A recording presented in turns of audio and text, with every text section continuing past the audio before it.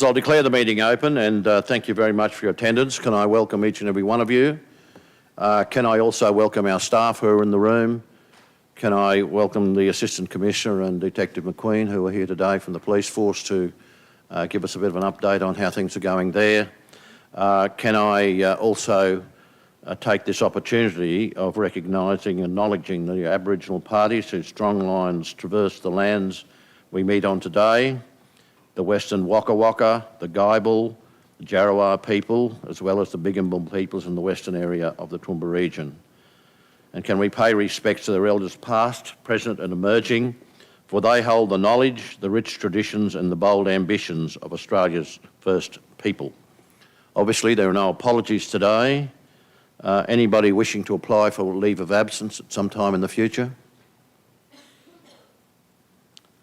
If not, we'll move on from there. And we have a declaration from Councillor McDonald and Councillor Megan O'Hara-Sullivan.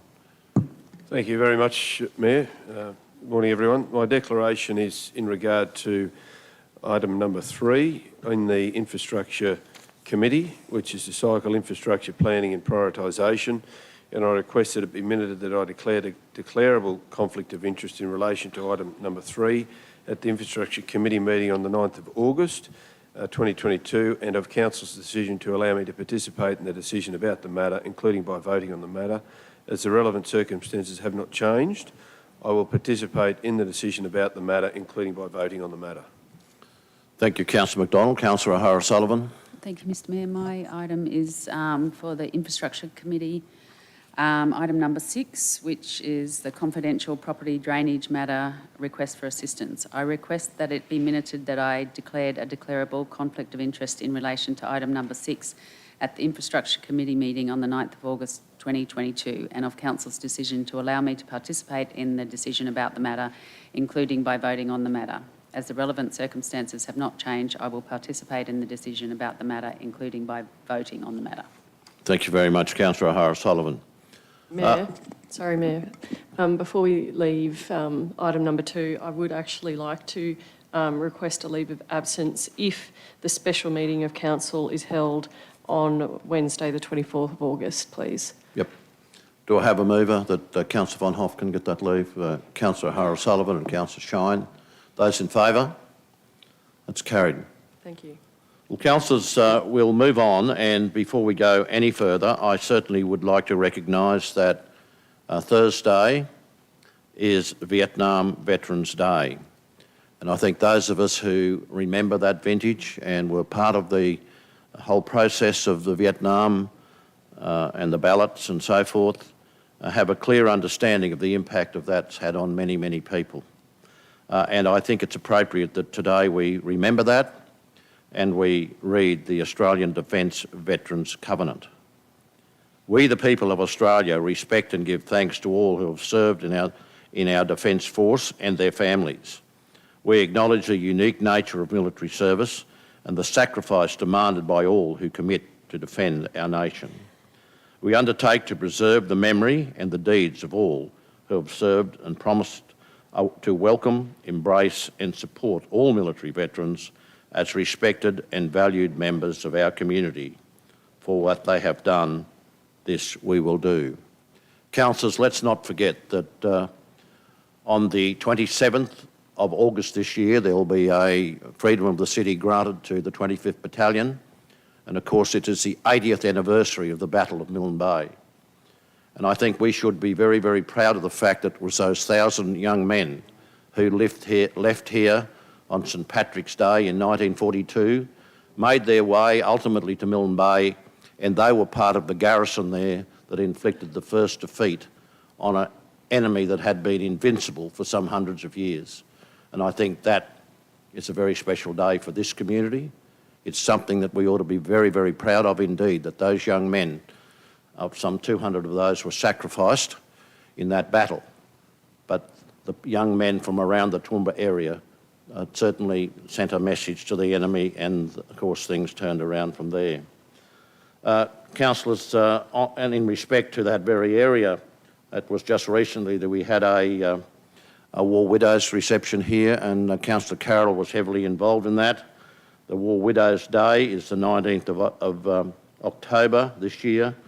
As well as that, I'll just ask Carol to say a few words in respect to not only the War Widows reception, but also the 100th year anniversary of the CWA. Carol. Thank you, Mr Mayor. It's an honour and a privilege for our council to be able to recognise, number one, the War Widows Association of Queensland. We recognise the remarkable Jessie Vasey for her hard work, caring and practical leadership in teaching craft skills to supplement the meagre War Widows pension and in supporting others in friendship.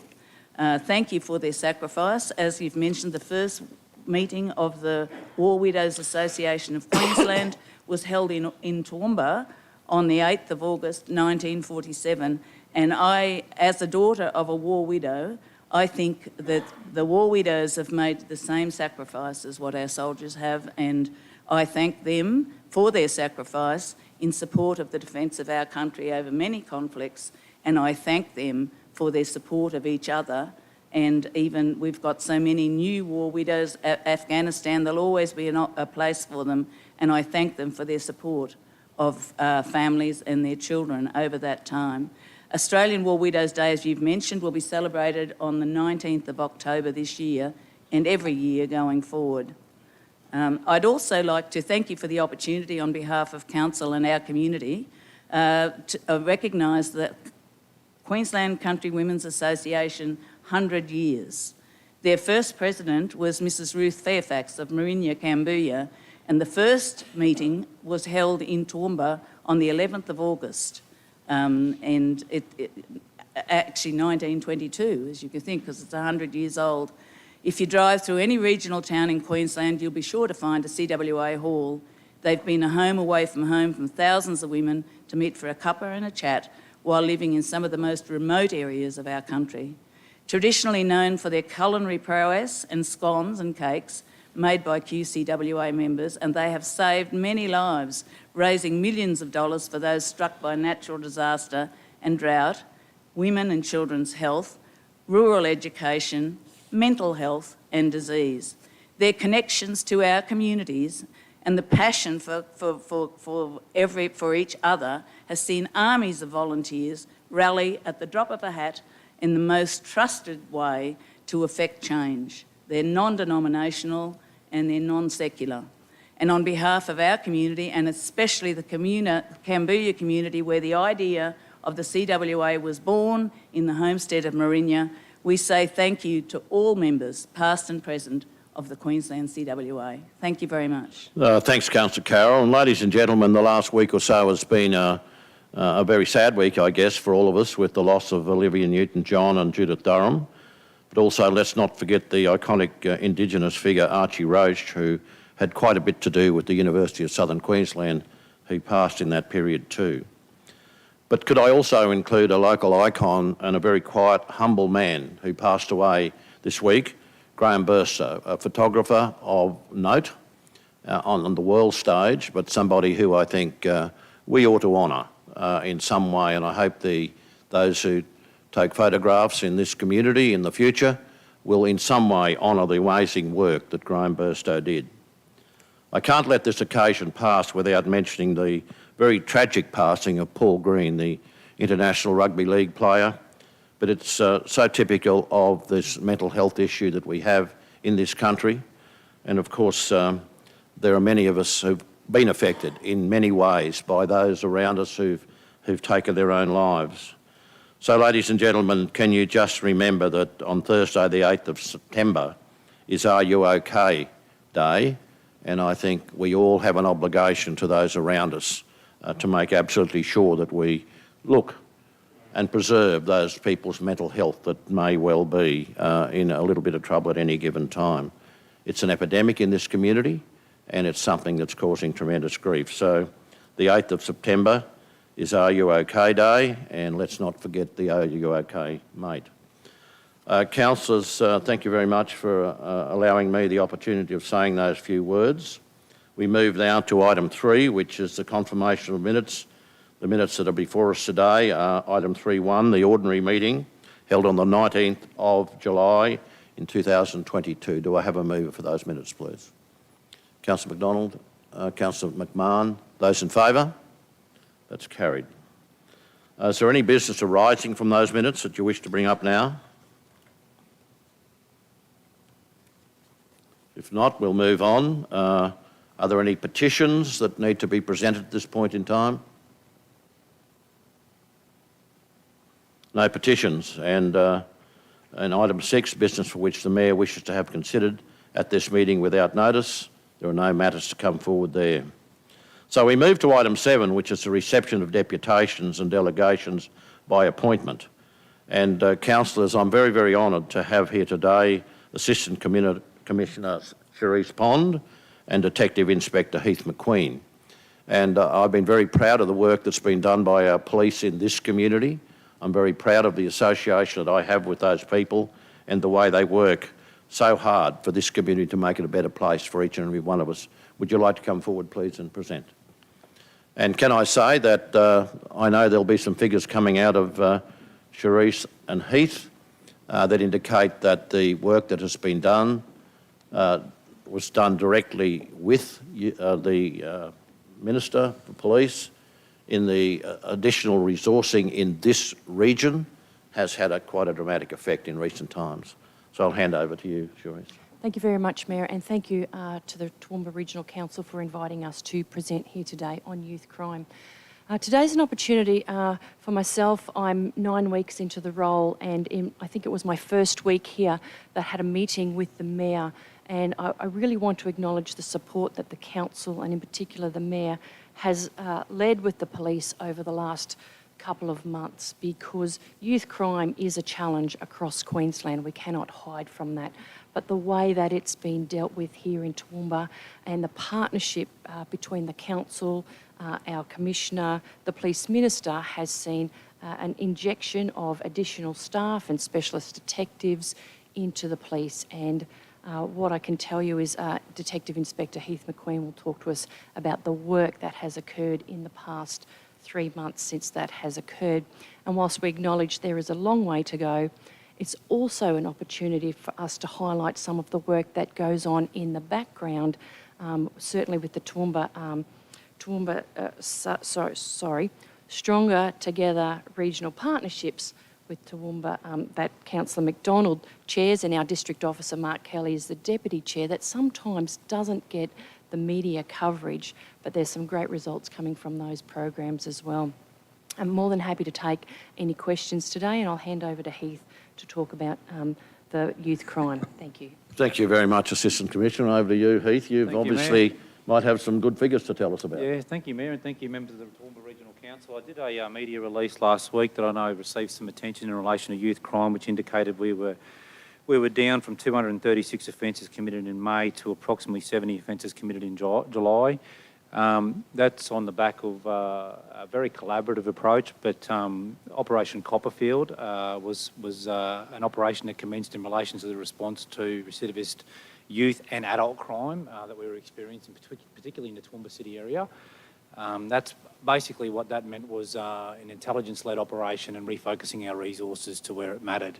And when I say refocus our resources, when I arrived in the district in April, bearing in mind the crime group itself in Darling Downs has come off the back of 5 serious major investigations in relation to homicides, which are very resource intensive, and at that same time we were experiencing spikes in relation to youth crime.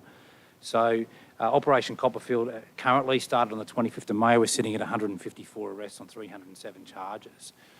So we couple that with Operation Tango Titan, which is our bail compliance operation, which ties in with the Queensland Government's 5-point plan in relation to bail compliance, and we currently sit at 2022 this year, 828 bail checks and 210 offenders on 490 charges. So that bail compliance is important for us because obviously that ties in with the other government 5-point plan strategy, which is the appointment of a YJ prosecutor, and we were fortunate enough in Darling Downs district to be one of the districts that was appointed a YJ prosecutor.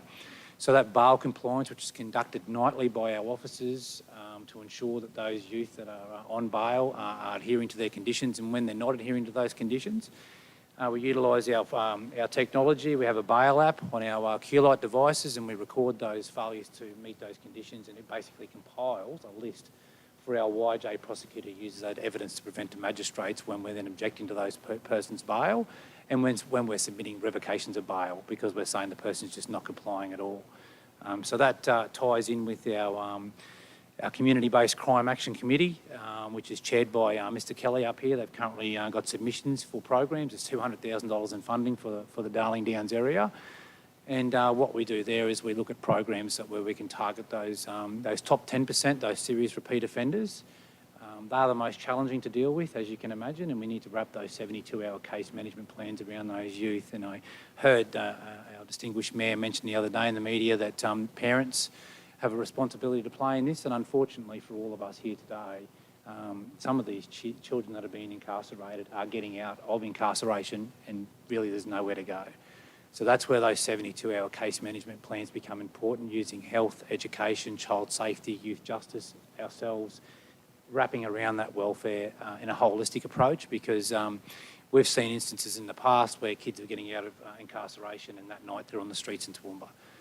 So, you know, obviously the place they're going to go back is to the watch house and back into incarceration, so it's a never-ending cycle, and we all acknowledge that we can't arrest our way out of a problem. We need to be looking at prevention and disruption strategies, which involve obviously the welfare of the child and looking at their home life, looking at their family situation, and looking at opportunities where we may be able to get a footprint in that family to try and break that cycle of reoffending with our youth recidivist offenders.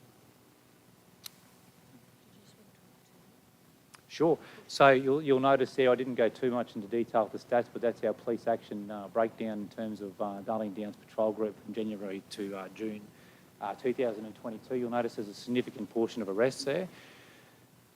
You'll see, for example, police were obviously bound by legislation. I had some stats there in relation to prosecutions for youth.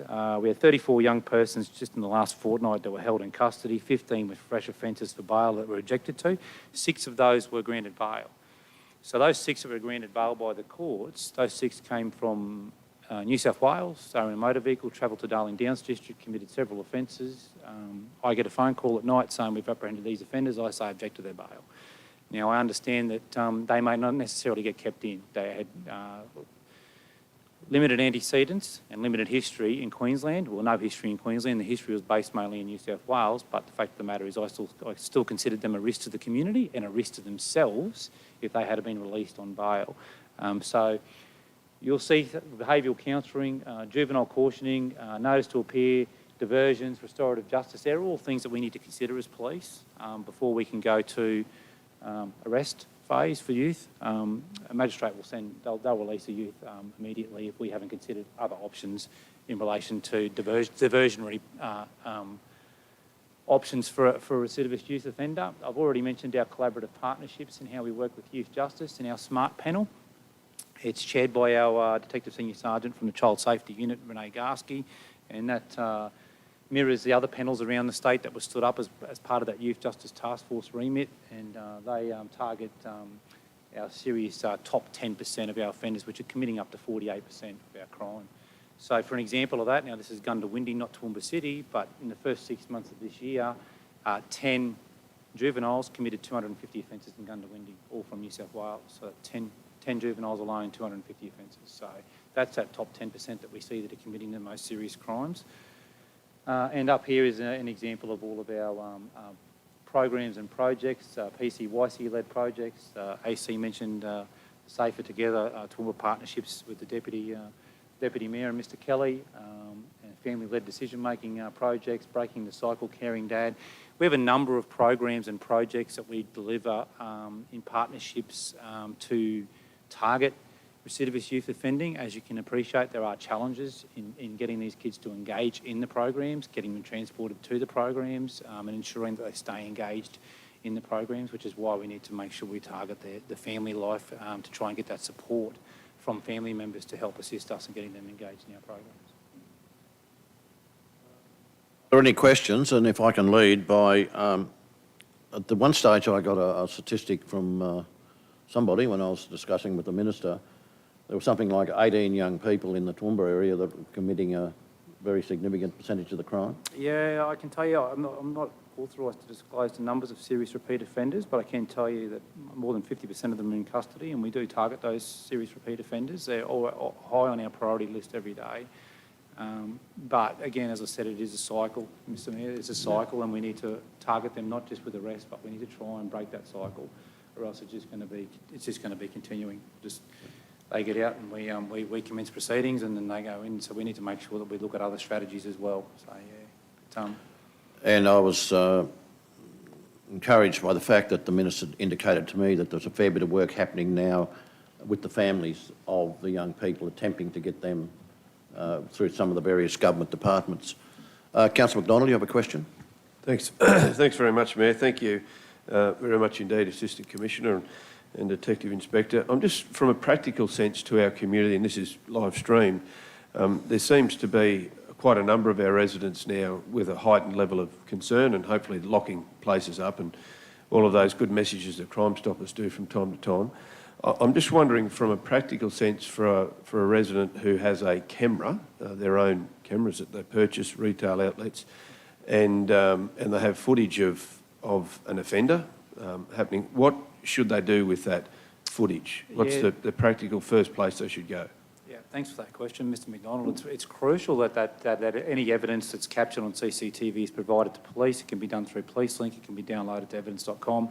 There's a number of methods for them providing that to police. You can call police and have it provided directly. What we have seen in recent times is that footage is actually being provided to media outlets, local members, but not to police. So we're kind of on the back foot when we need to be the ones in possession of the CCTV. In terms of thefts, what we are seeing is unfortunately opportunistic thefts. Still, none of these children are hot wiring motor vehicles, as you can appreciate. We are seeing a number of vehicles stolen daily with keys left in motor vehicles, despite the messaging to the community. Unfortunately, and I agree we shouldn't have to live like this, but even just leaving your keys on a kitchen bench and leaving your garage door open for a couple of minutes, it's, you know, sometimes someone's going to come into your house, unfortunately. There's a possibility that could occur. And yeah, if we could, you know, I was called to the community every time I do any media to say, please be vigilant, you know, and protect your belongings and lock your belongings up, because it will really reduce the number of thefts that we experience as a district. I could just ask a question there. I did hear a percentage of break-ins of cars and houses that were not locked at one stage, and it was... I don't have that figure on me, Mr Mayor, but it's very high. It was in the, well, high 60s. Yeah, very high percentage. And as I said, these kids, they're not hot wiring the motor vehicles. They're opportunistic. They're just looking for opportunity to take a car with the keys left in it. Councillor Summerfield, you have a question, and then Councillor Von Hoff. Thank you, Chair, and thank you for your service and for updating us here today. Really appreciate it, and I think we all acknowledge what a challenging role all of you, you and your colleagues, all have in dealing with this issue. There's been talk of breach of bail being criminalised. Whether that would be something that would be helpful or not, I have no idea. Be interested to hear your thoughts.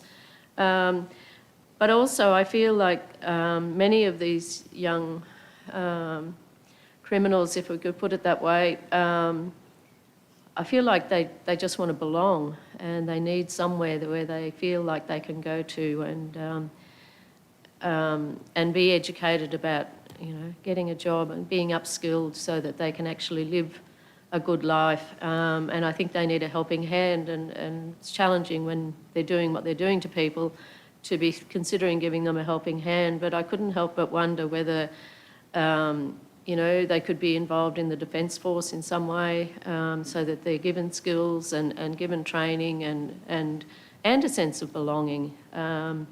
They're in these groups because it's a sense of belonging, and they probably don't have a home life at all.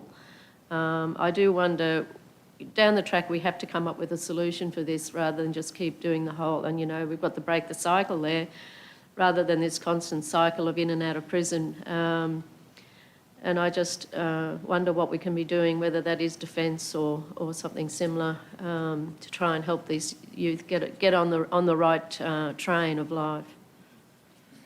So thank you, and there are multiple programs, and the police are working with our our partner agencies and the communities to look at nuanced programs, because every child is different. And I can give you an example where one of our detectives from Gundawindi travelled to the Youth Detention Centre late last week and spent some time with one of our recidivist offenders in there, just talking to them. You are absolutely right. It's about that need to belong, that sense of identity, and a lot of that is the reason behind why these they're posting the footage on Facebook and on social media, because that's where they get their value and their sense of identity. So those online postings. The breach of bail, look, we've had a conversation with the Minister. It is, the statistics show that it's not the answer to this problem. The programs that we're talking about, we are objecting to bail. You've seen the stats that the DI has put up there. Every opportunity we get, we are doing the bail compliance checks, but actually the criminal offence evidence shows that that is not going to have the impact that perhaps that some of the community think that it may have. We've got 10 current offenders in a youth program at the moment, our first on-country program here. That's working through the SMART panel. So that's something else that we're trying. But as I said, each child comes from different difficult circumstances. We do have some success rate, but as Heath mentioned, it's not only the recidivist offenders that we're looking at, but it's the younger children in that family who are watching their older brothers and sisters, you know, that are 10, 12, 14. We need to start looking at the 8-year-olds now to make sure that they're not emulating that behaviour, and we're keeping them at school, we're making sure their health is being looked after, and we're working with the families. So it is a big challenge, and as you've heard, one we can't arrest our way out of, and we certainly appreciate the council and some community support to get behind these programs. Thank you very much, Councillor Von Hoff, and then Councillor Megan O'Hara-Sullivan. Thanks, Mayor, through you. 2 quick ones, if I might. Thank you, firstly, for your service, and I really hope that you feel this respect and the support of the community, because the work that you do is truly valued, so thank you. The first question I have, actually, Heath, it's in relation to what you were saying about locking up your keys, and I've heard 2 different schools of thought on this, actually, recently, and that is, if your house is going to be broken into, if your house is broken into, is it better that the keys are just out, obviously, somewhere on the bench, and they're taken and off you go with the car, instead of a confrontation because a handbag is in a closet or something like that? And, you know, these are the conversations that people are having. Should we just be leaving the keys in an obvious place in the case that we are broken into, so that we're not in a confrontation? What are your thoughts on that? I'm happy to answer that. Look, my advice to the community is, you've heard from Heath that a lot of these crimes are opportunistic. So I went and spent some time with some victims of crime recently, and we had a similar conversation around that school of thought. My advice and the police advice is, it is a cultural change for the community to have to lock up their homes and keep their vehicles safe. That is the best way to prevent these types of offences. I would hate to see we get to a stage where we're encouraging people to leave their keys on the bench. That is not a position I want to ever find ourselves in. I think prevention through locking your homes, being vigilant, sharing the footage with us, sharing information with us so we can do proactive patrols. As you've heard, there is a small number of serious repeat offenders who are committing the majority of crimes here in Toowoomba. So our focus is on those and messaging. We want the community to feel safe, and through all these strategies, that's what we hope to achieve. So my advice is no, not to keep your keys on the bench, because I think that's not the right message for our community. Okay, thank you thanks for that information and for that clarity. And then the second one, through you, Mayor, was we talk about these programs, and I see top right corner up there, you've got Box Off the Streets. And I was fortunate enough to go and do an afternoon in Oakey with Box Off the Streets, and it's a terrific program. You get kids who, they spend a few hours, first of all, doing something that's physical. It's exhausting for them, so they go home and they don't have a lot of energy to do anything other than fall into bed. They're hanging out with officers and PCYC staff, so they're getting good relationships with people. They get fed. So, and it's hours in an afternoon where they're around other kids who are trying to do something better for the future and for their lives. It's wonderful. But my understanding is that Box Off the Streets has recently run out of funding. And the frustration then of having people, good people, who really believe in projects, give of their time, you start to get some runs on the board with the kids, and then the funding falls away. And I think that it's not the blame for that isn't directed at any one level of government, any one individual, anything like that. But I just think that my personal frustration is when we do have good programs, all hands on deck. Like, let's make this stuff work, for goodness sakes. Yeah, I couldn't agree more. And the Community-Based Crime Action Committee is currently being funded up to $200,000. So that's a perfect opportunity for Box Off the Streets to make an application for that funding. And I certainly will take on board your endorsement today in relation to that program. And, it's great what you pointed out in terms of children coming together, exercise. And the other thing that I've noticed too as I travel around our large district, Gundawindi, PCYC, Oakey, all those types of areas, is the role models. Totally. And they go to a program and they get to sit down and talk to someone who's a bit of a role model and engage with someone, and before we know it, there's a relationship with someone who can give them a bit of guidance and advice, because they just don't have those role models at home. I reckon they walk out of those sessions feeling the best that they probably will for the week. So I wholeheartedly endorse it, and whatever you can do to try and help it get back on the go, and same for everybody here. Thank you. Thank you, It's Councillor. my clear understanding that New Hope have refunded that program. Don't know if you've heard that, but that's the story I got. I hope that's the case. I hand over now to Councillor Megan O'Hara-Sullivan, and then following Megan, James Ashow. Thank you, Mr Mayor. Thank you, Detective Inspector and Assistant Commissioner. I'm really reassured by the compassion that you have to your job. And two parts to my question. One, the number of police that were funded in this region was 29, is that correct? Is that including Gundawindi? And The extra 29, yeah. The other thing that I wanted to ask you about was you said you can't arrest your way out of a problem, and I agree with that. And you had up there on your pie chart about the restorative justice referral and the behavioural counselling. I guess it goes to some of the other questions. Are they, on that pie graph, there's all of the arresting and there's only a tiny bit of the restorative justice and the behavioural counselling. Is that funding, or, can you talk to me a little bit about that? So those arrests relate specifically to you. Once you've had restorative justice or cautions or behavioural counselling, once you've used those diversions, then you actually move into the arrest phase. A lot of that is to do with early on in an offender's life cycle, where we're throwing diversionary tactics at them to try and break that cycle.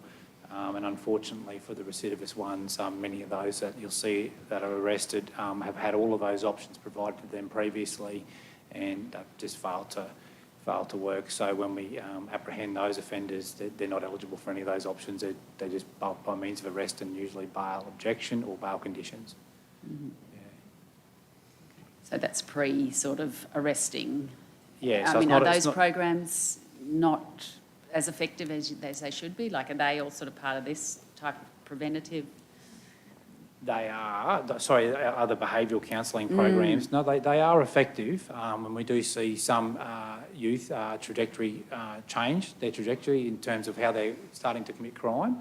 But those those recidivist offenders that are continued to be arrested, and they'll obviously inflate our statistics if they're getting let go and rearrested and rearrested. But certainly, by all means, caution can be effective. Behavioural counselling, restorative justice conferencing, all of those diversionary programs are effective if delivered correctly, which we always aim to do.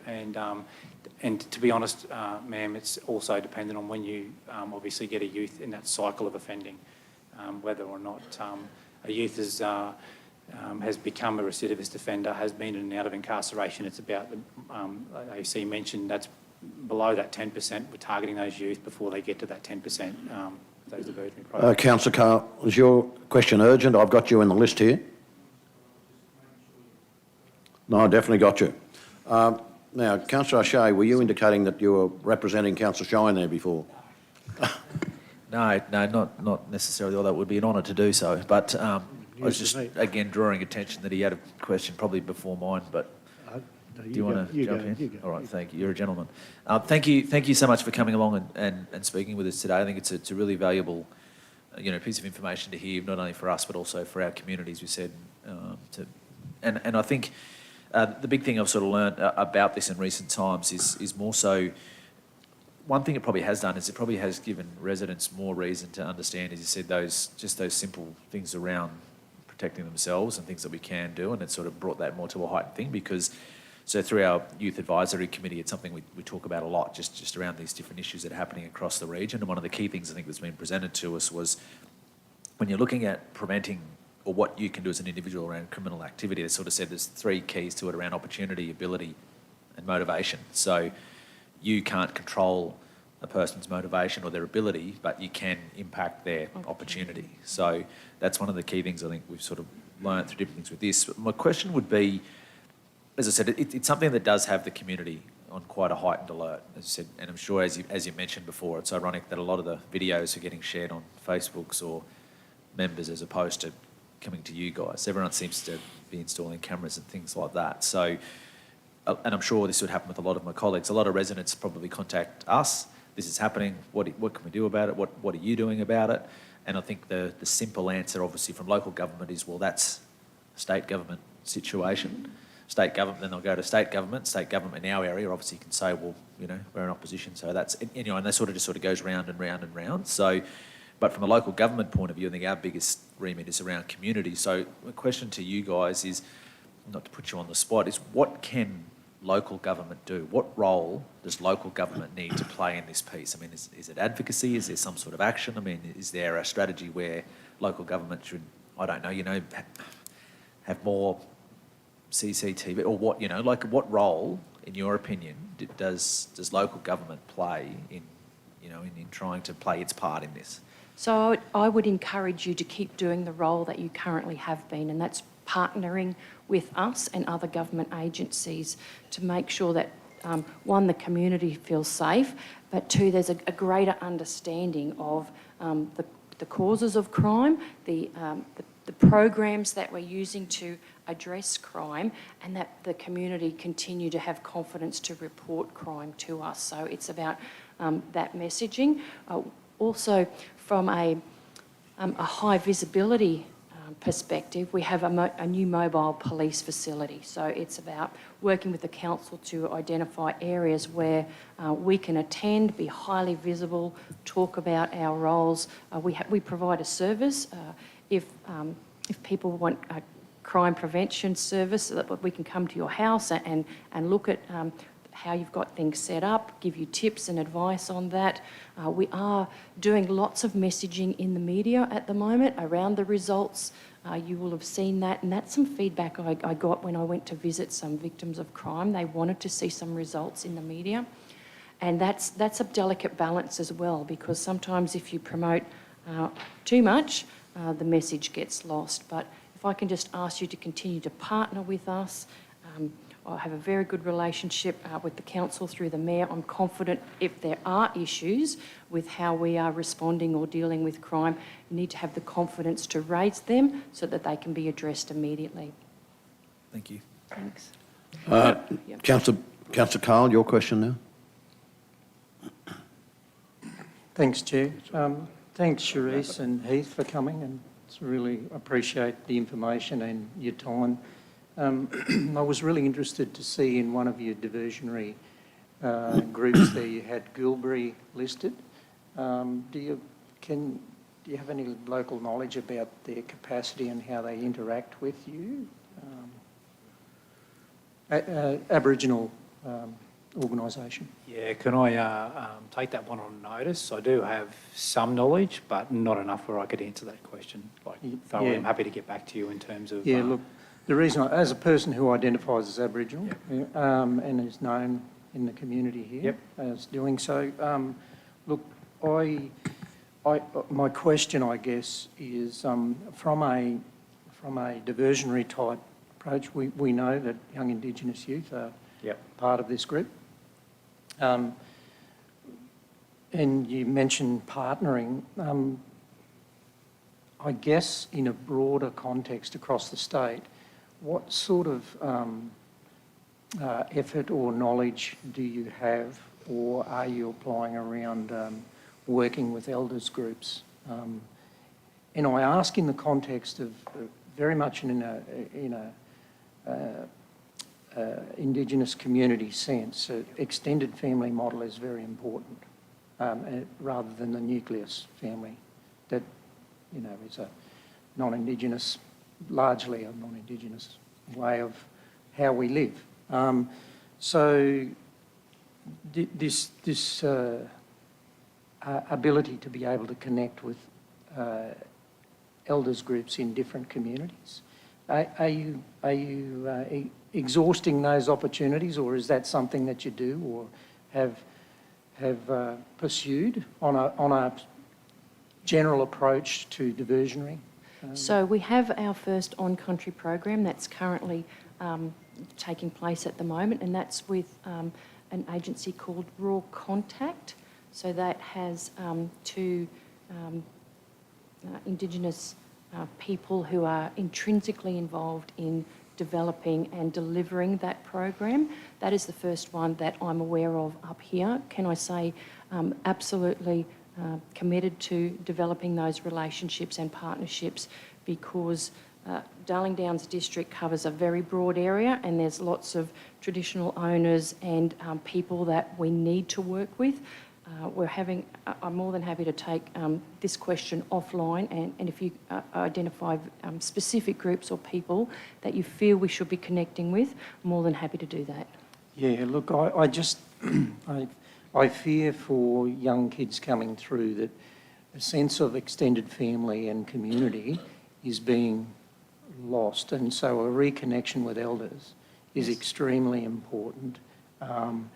And, you know, for example, you talk about Gundy, and as a person who spent a time there, you know, the importance of the community there, not just in Gundy but Boggabilla, interstate, and Toomala, you know, and how that elders group, or is it functioning? There's some of the things. I just happen to be working with, as part of my studies, some elders, and there's a particular individual on this panel that has had a lot of experience with reigniting or setting up elders groups in different areas, not just in this state. And the importance of that is really something I think we are missing, to intervene at that early stage of a very young youth's life. So I met with the Mayor of Gundawindi last Friday, and we had a discussion around so there's some the Cross-Border Commissioner. They've had Assistant Commissioner Cheryl Scanlon, who's our Youth Justice Coordinator, and Youth Justice travel there recently to work out a much more coordinated approach between Boggabilla and Toomala and the Gundawindi Police, how we can integrate our services, how Youth Justice can work more with the community on that bordering area. So again, more than happy to take any names or programs offline from you that we can push into that space. Thanks. That family-led decision-making program too you saw there, that's culturally led by Indigenous elders as well, because we acknowledge as part of that 5-point plan that we aren't the right people to be delivering those types of programs, and it's that engagement with their elders that we hope to reap the benefits from in terms of that on-country program the AC mentioned, the family-led decision-making program in relation to the Albury one. I'm happy to come back to you on that one. Certainly acknowledge your point, very valid points. Thanks. I'll now move to Councillor Shine and then followed by Councillor Taylor.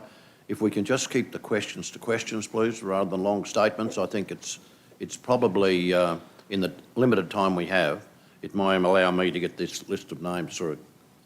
Thanks, Mayor. Thank you, both of you, for your presentation today. When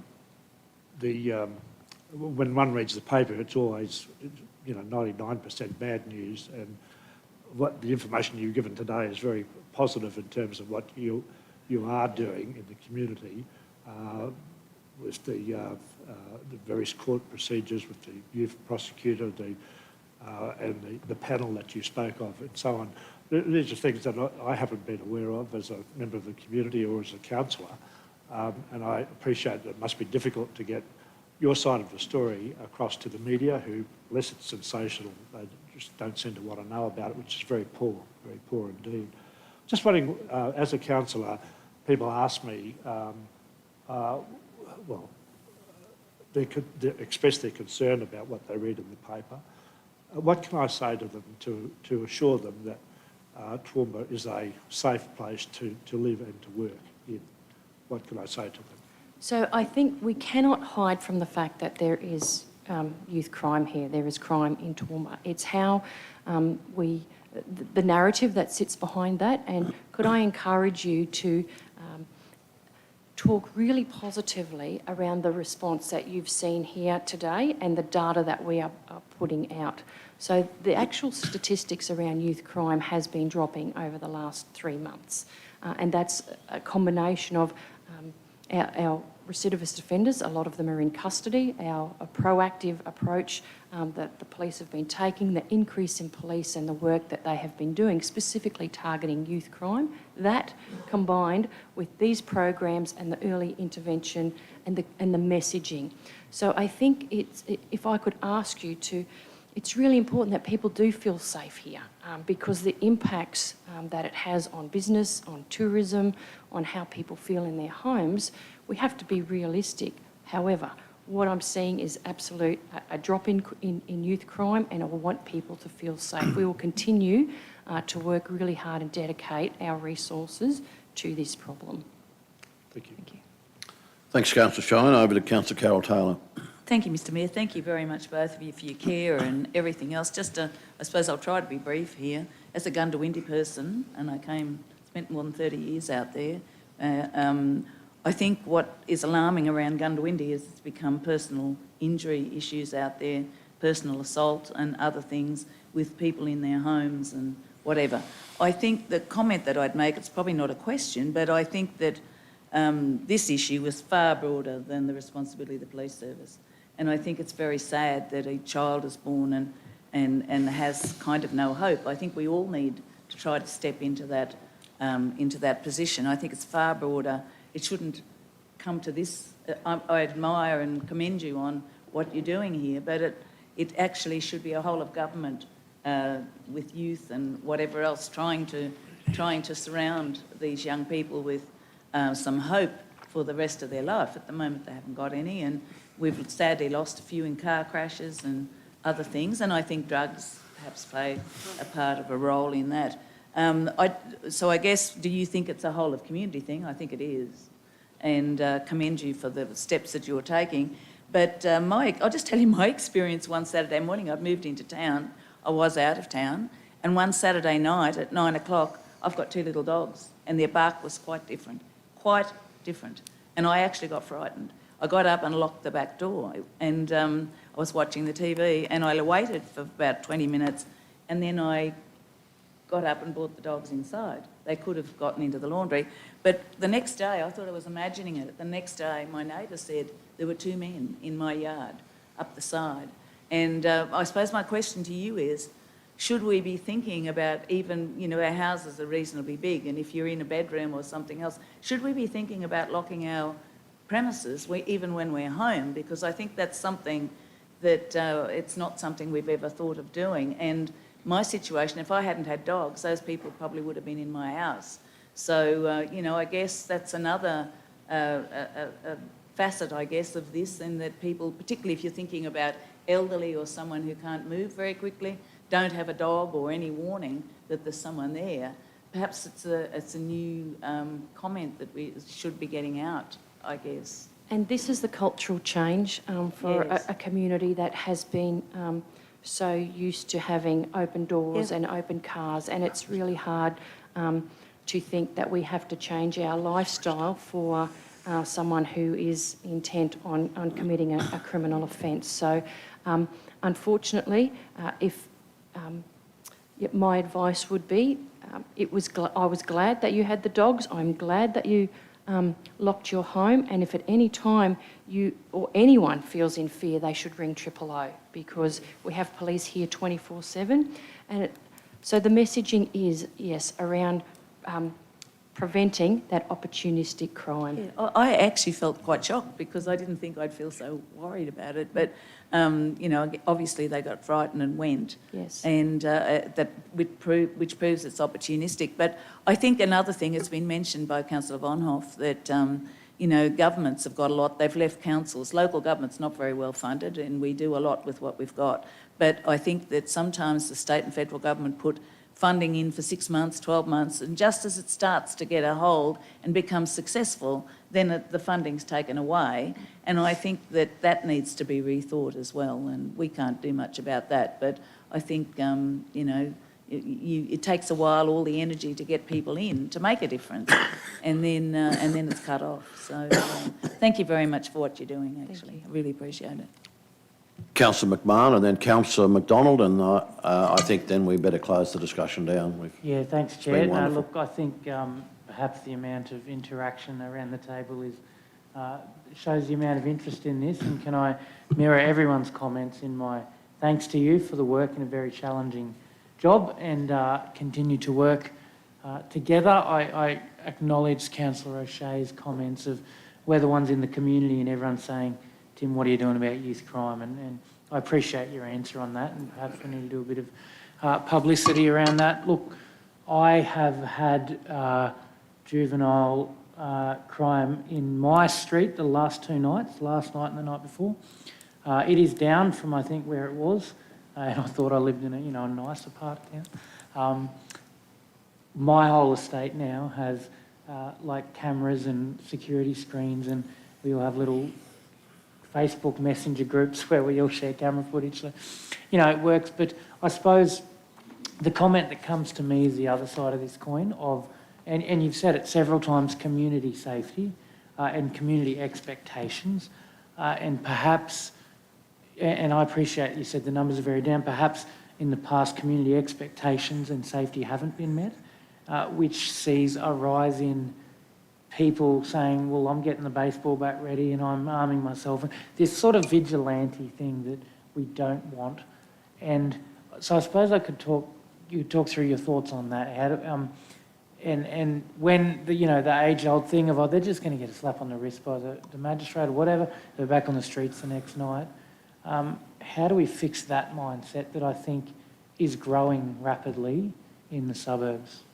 And I think it's through these conversations and sharing this information to give people the confidence that we are having an impact. I would strongly discourage any person from any vigilante action, because it not only it puts themselves at danger and at risk of possibly committing an offence, which is the last thing that we ever want to see. Again, if crime is happening in your street and there's CCTV footage, I ask that you share that with the police so we can act on it. And the narrative around kids getting a slap on the wrist, I'm hoping the statistics here today show you that we are arresting them, they are being kept in custody. Our serious repeat offenders are being held in juvenile detention, and it's how then, they can't be there forever, it's how we support them when they come back out to the community to try and break this cycle. If there is absolutely a need for the restorative justice, and most kids who receive a behavioural counsel or a caution, and I'll come back to you with the number, I believe it's around 75%, never reoffend.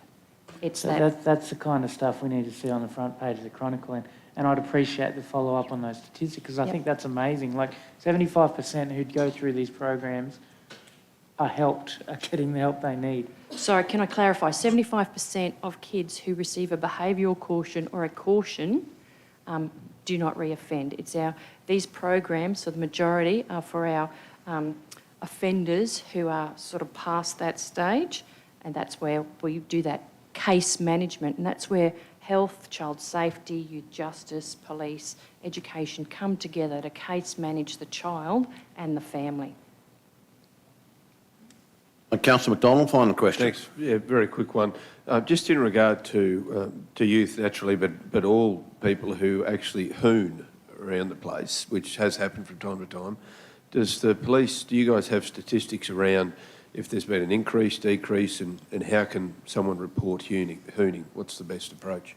So there is a number, 13 Hoon, I think it is. I'll have to come back to you on that. But the QPS Facebook page or the QPS website, absolutely. You can upload the footage, you can put in your details, and we will respond to that. And we actually just had some funding to do where we have some significant strategies to target hooning. So very keen for that information to be shared with us. Police Link, 13 Hoon. I think it's 131 Hoon. 13 Hoon. 13 Hoon, yes. Thank you. That's great. Thanks for that. Thanks. Okay, well, look, thank you very much for being here. It's an honour for us to have the Assistant Commissioner and the Detective Inspector in town here. I suggest to you that the contribution that you've both made in the last little while has been amazing. That's my observation as an outsider. And I think the crime numbers are dropping dramatically. I thank you very much for working so closely with me personally and the Minister and doing what we needed to do. I certainly had no intention of going out and making a big noise about it other than just working directly with you people, and I thank you very much for what you're doing. We are all community here, and you're as much part of this community and making it a better place as we are. So thank you very much, and we look forward to working together in the future. Thanks for having us.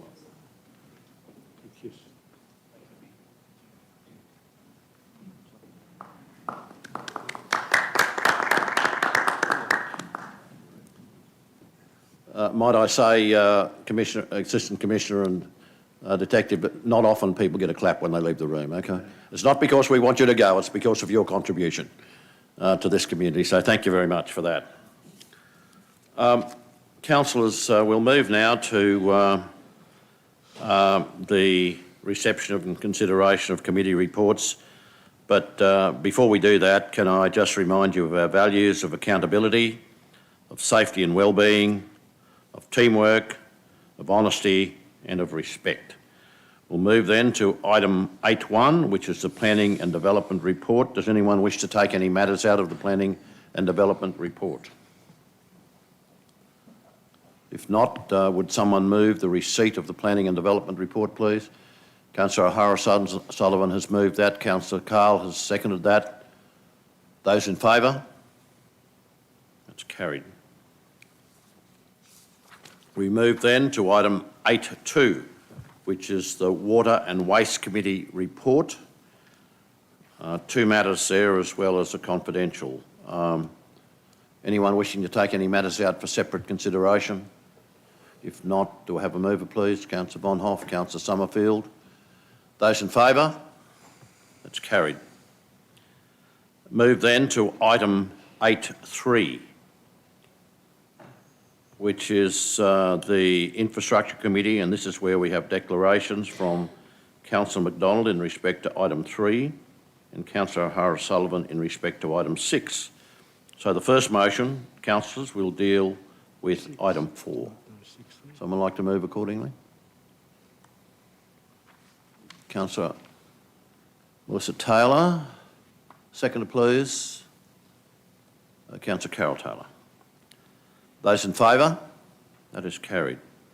We move then to the second motion, which is item 3, where Councillor McDonald has recorded an interest. Could I have a mover, please? Councillor Melissa Taylor has moved. Councillor Carol Taylor has seconded. Those in favour? It's carried. We move then to the third motion. Sorry, you've got the numbers. These motions are being handled separately, naturally, because of the need to record the votes of the various people. The third item, which is item 6, do I have a mover there, please? With respect to item 6, Councillor Carol Taylor, Councillor Melissa Taylor. Those in favour? That's carried. We move then to item 8.4, which is the Environment Community Committee. There are 4 matters there. Anyone wishing to take any of those out for separate consideration? Councillor Carl, item 7. Yeah, how did you guess, Mayor? Just not to debate, just to record a Just vote. to record your vote? Yep, that's fine. Anybody else wishing to take any matters out? So we'll deal with the balance, item 3, 4 and 5. Could someone like to move in favour of that, please? Councillor McMahon has moved. Councillor O'Shea has seconded. Those in favour? That's carried. We move then to item 7. Do I have a mover? Councillor O'Shea. Councillor Nancy Summerfield, you've seconded that? Okay. Those in favour? Those against? Vote recorded, Councillor Carl. Move then to item 8.5, which is Finance and Business Strategy Committee, where there are 4 matters. Do we have a motion there, please? Someone wishing to move? Councillor Shine and Councillor McDonald. Those in favour? That's carried. We move then to item 8.6, which is the, there's one item there, item 3, which is a visit to Wanganui. Do I have a mover for the receipt of the Economic Development Committee report, please? Councillor McDonald has moved. Councillor Shine, you're seconding that? Well, do we have a seconder? Councillor Summerfield has seconded that. And you'd like to, Councillor Shine? Well, you can debate it, or simply you can vote against it if you wish. You'd like to debate it. Councillor McDonald? Mayor, I think enough was said last week about this item, to be perfectly honest, so I'm happy to reserve my judgment to speak. Serve you right. Thank you. Speaking against, Councillor Shine? Yes, Mayor. Main reason is that I wasn't here last week. I was away at a funeral, so I wasn't here for this discussion. But it just concerns me that, looking at the record, that the persons who, or the councillors who were nominated to visit Wanganui also voted on the issue. It would be hard for me to imagine a more startling conflict of interest than this, that you would be the beneficiary of a vote, a specific beneficiary of a vote, but yet are entitled to vote on the issue. It's something that at least I would ask perhaps the CEO to advise in relation to that. Look, I'll ask the CEO to comment on that matter, because that not only includes 2 Councillor Taylors, it includes me.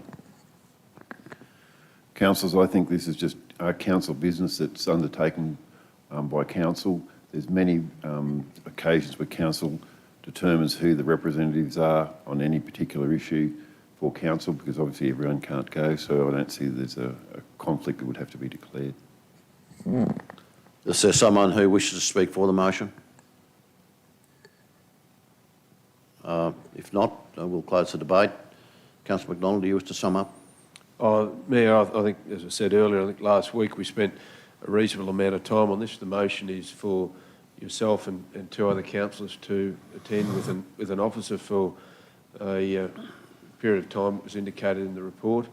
40 years, I think it basically says it in the recommendation there that was brought forward last week, so I don't think any more needs to be said, to be honest. Thanks very much. We'll close the debate. I'll put the motion that the Economic Development Committee report be received. Those in favour?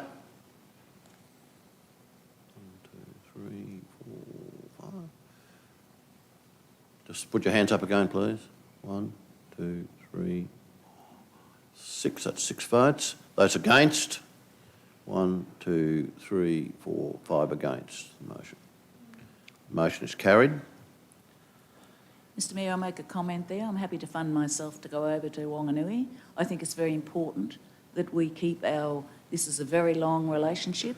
I have funded myself over there several times. Point of order, Mr Mayor, Yeah, that's finished. Okay. The item's I finished. think that's over, Councillor Carroll. It's, I too have done something similar in the past, and you and I might have a talk about it. You and I and Melissa may have a chat about it all. Councillor Shine? Could we record the vote? The vote will be recorded, yes. Those who voted against, Councillors Von Hoff, Councillor Carl, Councillor Megan O'Hara-Sullivan, Councillor O'Shea and Councillor Shine.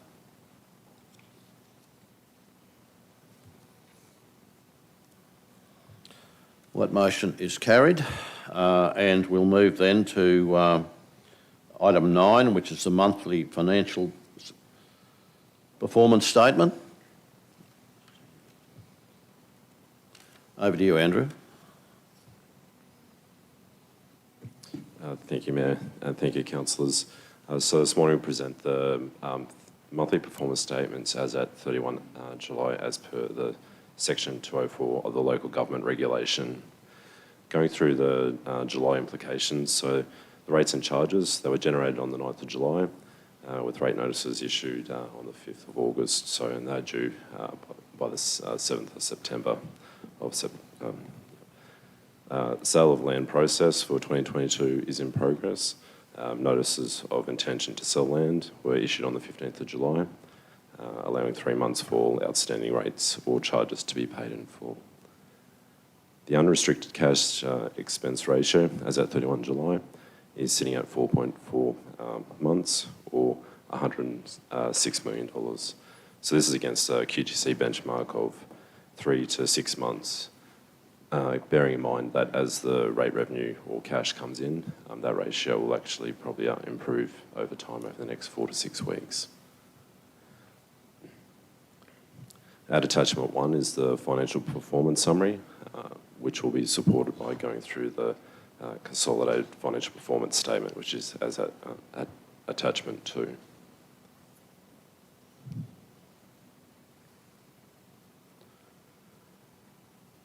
So going through attachment 2, the operating income for July is a positive variance of $1 million or 1%.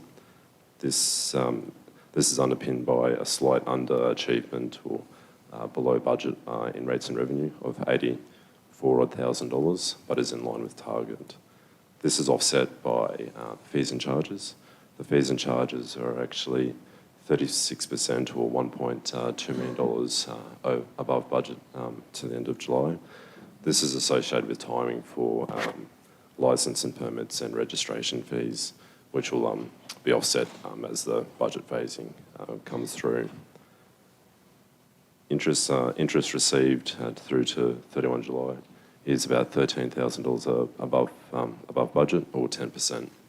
This is reflective of council getting advantage of the prevailing interest rates as set by the RBA and being a bit more active in the term deposit market. The grants and subsidies and contributions is slightly under the budget by $64,000 or 92%. But this is expected to improve over time. So moving on to the operational expenses. So operating expenses are actually below budget by 1% or $340,000. This is underpinned by labour costs, which are 3% below year-to-date budget or $486,000. This is delivered by additional capitalisation of labour costs above expectations, plus also ongoing vacancies across the organisation. This is in part offset by materials and services. The materials and services in the DRFA program, as a result of emergent works, is above budget by around $970,000 today, but that's offset in part by Department of Resources annual valuation, which was fundamentally due in July, but due to delays in the department issuing invoices, we're likely to pay that in August. Finance costs are currently sitting on budget. With moving on to depreciation, depreciation is $234,000 under the planned budget year to date. That's as a result of timing associated with disposal of assets and the timing when we built the budget. So moving on to the capital revenue and expenditure. So the infrastructure charges are $1.2 million ahead of budget year to date. That's as a result of some development funding secured late last year. Sale of assets associated with the auction in June. We've received around $2 million in July as a result of the June auction, resulting in sale of assets being above budget by $1.8 million or over 500% year to date. The capital expenditure is slightly under budget, or by $1.3 million or 17%. This as a result of water services and due to delay in claims processing. And then also too, the quarantine projects are slightly under budget by $900,000, which differs slightly to what's being presented there, I'm afraid. Thank you. Councillor Von Hoff, you have a question? I do, thank you. Through you. I wasn't sure whether it's a question or a smile there at one stage. No, there was a smile. Love getting financial performance summaries and consolidated financial performance statements.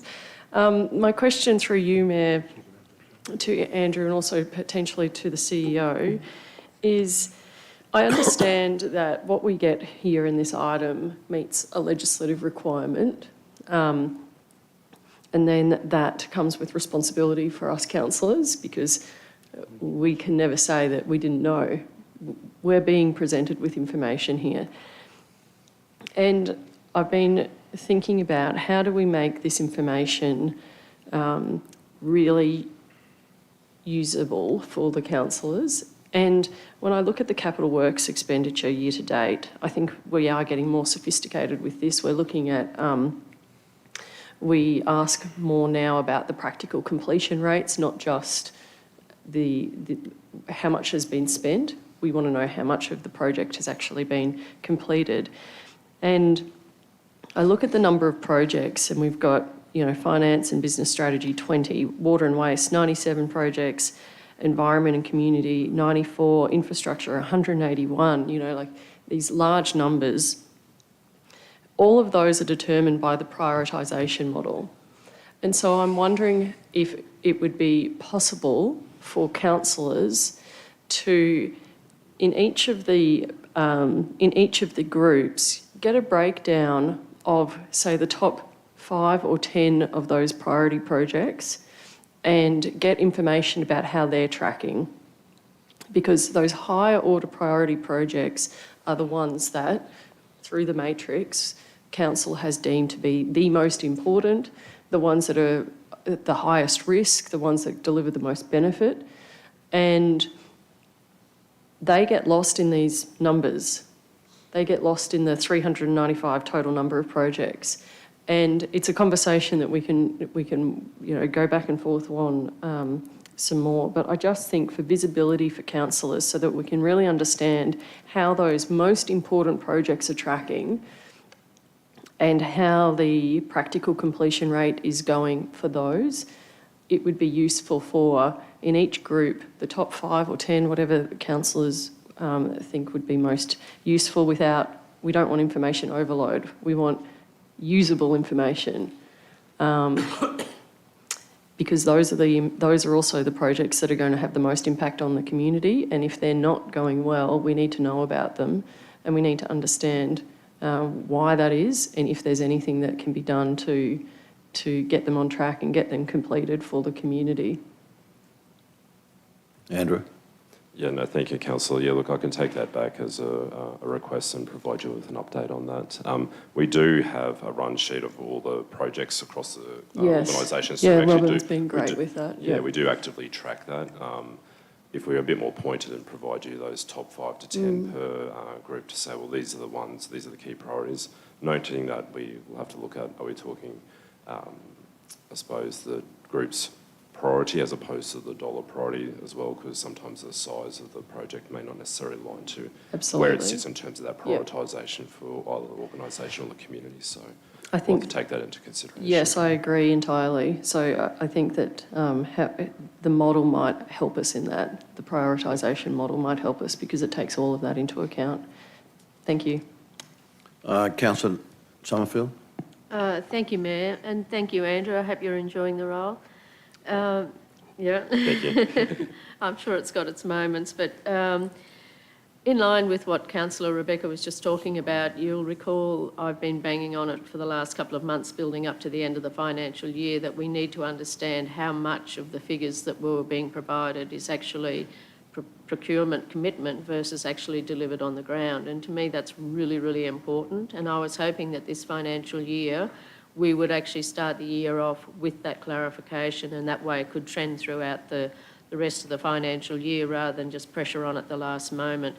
I'd love to see on that first page of the financial performance summary where that table down the bottom has that list of the projects that we actually have what's procured financial commitment versus what's actually delivered on the ground. So it's all very well to say that you're going to okay, so we're going to put $1 million towards repairing of a pump, but how much of the repair of the pumps actually occurred? Because they're two totally different things, because just committing those funds to a project and considering that is, you know, if you get to the end of the financial year, we could say, well, because we've committed this much financial procurement commitment,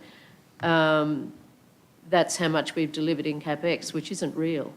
That's a falsehood of the actuals. So we need to know what's actually delivered. Is the pump repaired and is it in place and pumping water or whatever? So to me, we need that definition, and I believe the lines there have been blurred to date, and we need to have clarity around what's delivered on the ground versus financial commitment. And that's what I would like to see, and that's what I've been banging on for the last few months in the lead up to the end of the financial year. So it would be great if we can kickstart this year having that clarity in place. Thanks. Yeah, through you, Chair. Look, so those year-to-date actuals you'll see on attachment 1, that'll be effectively what's on the ground, barring, you know, if there's someone doing some repairs on a pump, if we haven't actually goods released that yet, there may be that little bit of a gap between what's hit as actuals versus that commitment. So what you see presented is actually what's been recorded as being received or delivered to date, but I'm noting that we can look at the commitment side as well. Thank you, Andrew. We'll move now to Councillor O'Hara-Sullivan. Thanks, Mr Mayor. Thanks, Andrew. Sorry to make you repeat what you said before, but could you just give me a bit more of an explanation about the 92% for the income, the grant subsidies? What was the explanation for that? And also what was the explanation for the sale of assets at being 525% above expected? Yeah, so with the grants and subsidies, so in the operating income there, so that's just, I think that's timing in relation to some trainee budget associated with people and culture, some construction and maintenance. I think they're both about $32,000, slightly behind budget at this stage. So, so hopefully that's just timing. Yep. The other one was the sale of assets. Yeah, so the sale of assets, so the auction was held, I believe, in May, June for the sale of assets, so as in our fleet. So they went to the auction house and we didn't actually make receipt of the funds until July. So it's just a slight timing in actual term, so recognition of the revenue and the cash that came forth with that. So, yeah, so that was a couple of $1 million. Yep. Okay, we'll move then to Councillor Tim McMahon, followed by Councillor Shine. Thank you, Chair. Andrew, thanks for talking to me about this before the meeting. But I would like to pick up on the consolidated financial performance statement. In the operating section, obviously this is as at 31st of July, so it's the first one for this year. And in the income for operating versus the expenditure, we have a budget to run at a $5.8 million deficit with that. And so I thought maybe is this normal? I went and had a look at last year's one, which we didn't have that. We had a small budget surplus. I was under the idea that operational needed to run at a surplus, yet for the original budget, we've planned a 5.8 deficit. Could you just explain through that thinking? Is that normal? Is that something we're concerned about? Yeah, that's as a result of budget adoption. So at that time, we've made the decision to adopt a deficit budget going into this year on the basis of funding that was prepaid to council in the last financial year associated with a number of grants, but also there was a number of areas where we had to make some budget reductions, but we were able to reduce as far as we could, and unfortunately had to deliver on a operating deficit going into this financial year. That being said, there's a number of grants that were unplanned and unbudgeted for this current financial year that are likely to provide us with some offsets, including the DRFA. So it just depends on the government's commitment to delivering on funding and revenue to the council at that point, and hopefully we'll have a better idea at BR1. Okay, sure, thanks. Look forward to that. Thanks for the answer. Mr. Shine? Yeah, thanks, Mayor. Andrew, thank you for your report. My question was very similar to Councillor Megan's question in relation to the sale of assets being around about 6 times above or 6 times more than the year-to-date budget figure. And I take it it's a question of timing of when the auction is, and your portfolio doesn't determine that. It would be principally ISG, I would have thought, as to how often the auctions are and whether or not we can expect the yearly budget to be met, or is it anticipated because of this result now that it's going to be a lot higher than it was anticipated? In terms of exceeding the budget, I'd take that on notice and probably pick that up at BR1. In terms of the timing of the auctions, I believe we don't necessarily have full control around when the auction house is actually undertake those, other than when we're likely to deliver the plant to that.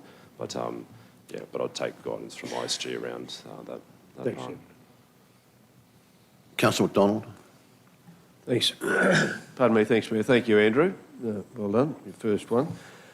Just picking up a little bit on Councillor McMahon, councillors will recall that we forecast or budgeted a deficit for a variety of reasons, least of which was the financial assistance grants, which we were notified as of only yesterday that our submission was unsuccessful, and that'll then, obviously we haven't budgeted for it to not be successful, or that it is unsuccessful, the submission, so that will affect things a little bit. But primarily the reason was because of the prepayment of the financial assistance grants through the State Commission, but also to send a clear message to government that although we are rated as a standard with a neutral outlook and have kept that, we shouldn't be penalised for prudent financial management over many years by way of reductions in grants. That was the clear message that went out there. Unfortunately, it wasn't successful for the reassessment of that, but as Andrew has pointed out, we're hopeful through the course of the year with, again, a closer look on things, and knowing full well that the gentleman behind me is working very hard in regard to grant applications and making sure that we can turn that deficit around. So they were the main 2 reasons. But thanks for the report, Andrew, and I'm happy to move it. Councillor McDonald has moved that. A second, please. That report, Councillor O'Shea. Any discussion? Those in favour? Would someone like to move that we adjourn for morning tea? Okay. Councillor Von Hoff and Councillor Summerfield. Those in favour? 10 minutes.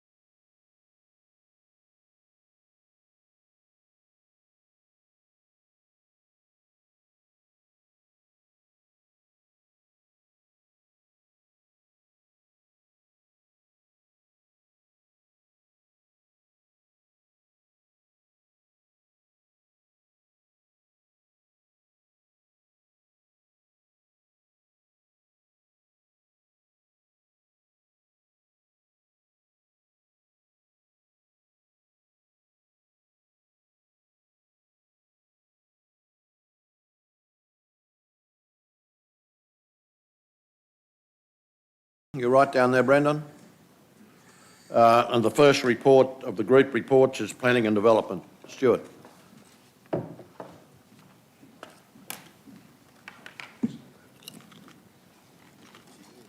Good morning, Mr Mayor and councillors. The report from my group is actually in the agenda and there for you to read. Are there any questions in relation to any of the items in the report?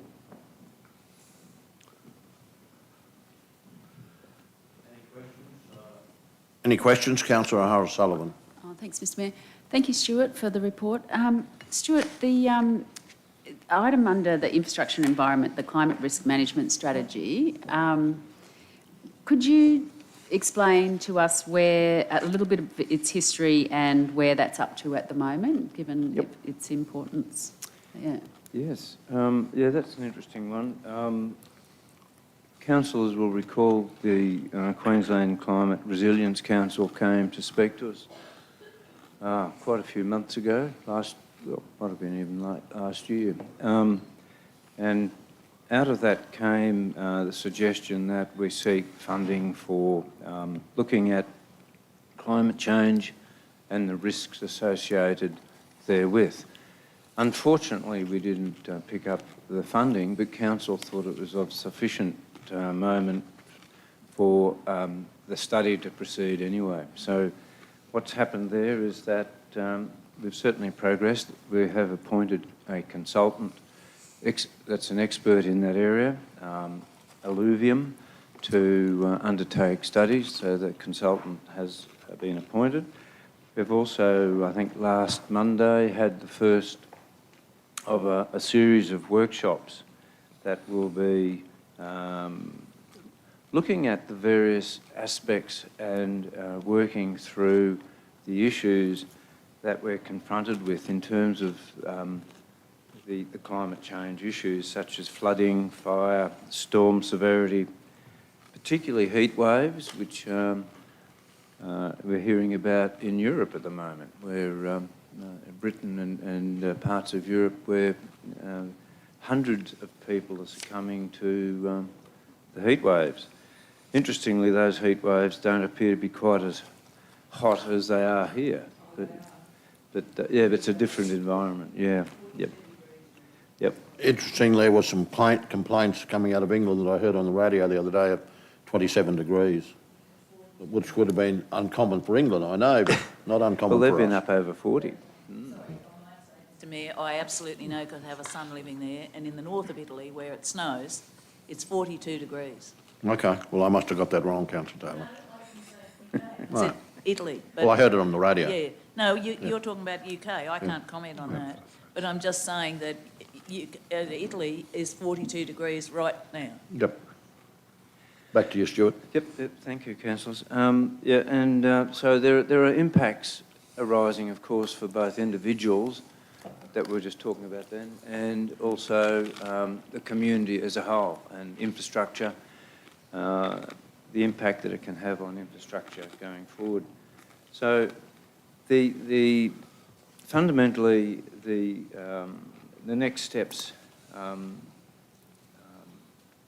for this project is to prepare the preliminary risk assessment and finalise and conduct the community survey and provide a briefing to council. At this stage, we haven't got a date for any briefings to council on this one, but certainly we're putting a lot of work together on this particular issue. It's seen as being very important by councillors and also the officers. Any particular questions on that one? Councillor O'Hara-Sullivan, you've got a question? No. Are there any further questions around the room? Councillor Melissa? Thank you, Chair. Two, if I may, please, Stuart. Thank you for your report. One is under economic development, the economic publications. They've been produced and printed. I've presented to a couple of groups just recently, and they've been very interested in those reports. Just for the community's information, where can they get those reports? Are they electronic as well as hard copy? Because there is a wealth of information in there. Yes, there is indeed huge amount of information in that whole suite of documents. And no, there's a limited print run. We've distributed the print run, or the printed copies to TISBE. We have some here ourselves, and various other state agencies as well have got the hard copies. But it's available on Council's website. Apparently, I'm reliably informed because I asked, is it easy to find? Because a lot of stuff isn't, for me anyway. And apparently it is very easy to pick up. You go into the planning, economic development area, and it comes up as some of the first options. So all that information is available online on our website. But better than that, we update a lot of that material that's online, which is a heck of a lot easier than doing it when it's in printed form. So the material's updated as we go through the year. Excellent, thank you. And my second question, if I may, please, through you, Mr Mayor. Under Development Services, Stuart, there's the Development Services branch responded to 200 customer requests during July. Probably a couple out of that. A, is that an average number for a month? And what sort of requests are you getting? Sorry, which area was this one? Development Services. Oh, Development Services. This is the customer service. Yeah, in the customer service centre, that's a lot of people who are asking questions about whether they need a planning approval or not. Do they need a building approval? Those sorts of fairly basic questions are picked up by the customer service area, and the technical officers there. So they're very basic questions about what sort of approvals we need, what do we need to lodge in terms of those approvals. Do they need a planning consultant or a solicitor or whatever in terms of doing stuff? So they pick up that very basic stuff. If it's more complex, they are sent through to planners or whomever, engineers, who can provide more detailed information. Thank you. I assumed as such. Just wanted to understand, though, the 200, is that an increase or a decrease? Where I think that's fairly average. Average? Okay, Yep. Thanks. Are there any further questions? Councillor Carroll? Sorry, Mr Mayor, sorry about before, but I just think I just need to tell councillors that having a son that lives over in Europe, as well as being 42 degrees, they're actually in drought. So we're complaining about the rain, and Loke Como is the lowest it's ever been in 100 years. So that's the complexities, I suppose. You know, whilst we're enjoying a bit of wet weather and the difficulties that come with that, over in Europe, I can't comment on the UK, I haven't got anyone that lives over there, but certainly in Europe, in Italy, it is very, very hot. They actually gave it a name even, a heat wave. And so, you know, that's that was my comment before. So I suppose we don't really ever know what's happening the other side of the world very often unless you've got some reason to look at it. The only comment I'd make is that I note that you, our acting head of economic development, went to the Darling Downs and South West Council of Mayors, and it was very much an unintended benefit of that, but with all the forums being held at the same time, of economic development right across the southwest Queensland, and it's been great. And can I also say congratulations to Matthew and who went out there to get some more work for the council in terms of... There's been a very good response. Very good response to that, and that's good because we do provide that service in a professional way, and I think that's... So there's a couple of benefits I saw out of that particular meeting that I wanted to mention, and thank you very much for the work that you're doing. Any other questions? Someone like to move the receipt of that report? I'm happy to move. Councillor O'Hara-Sullivan has moved and Councillor Carl has seconded. Those in favour? It's carried. Thank We you, move councillors. then to the second report, which is Water and Waste Services.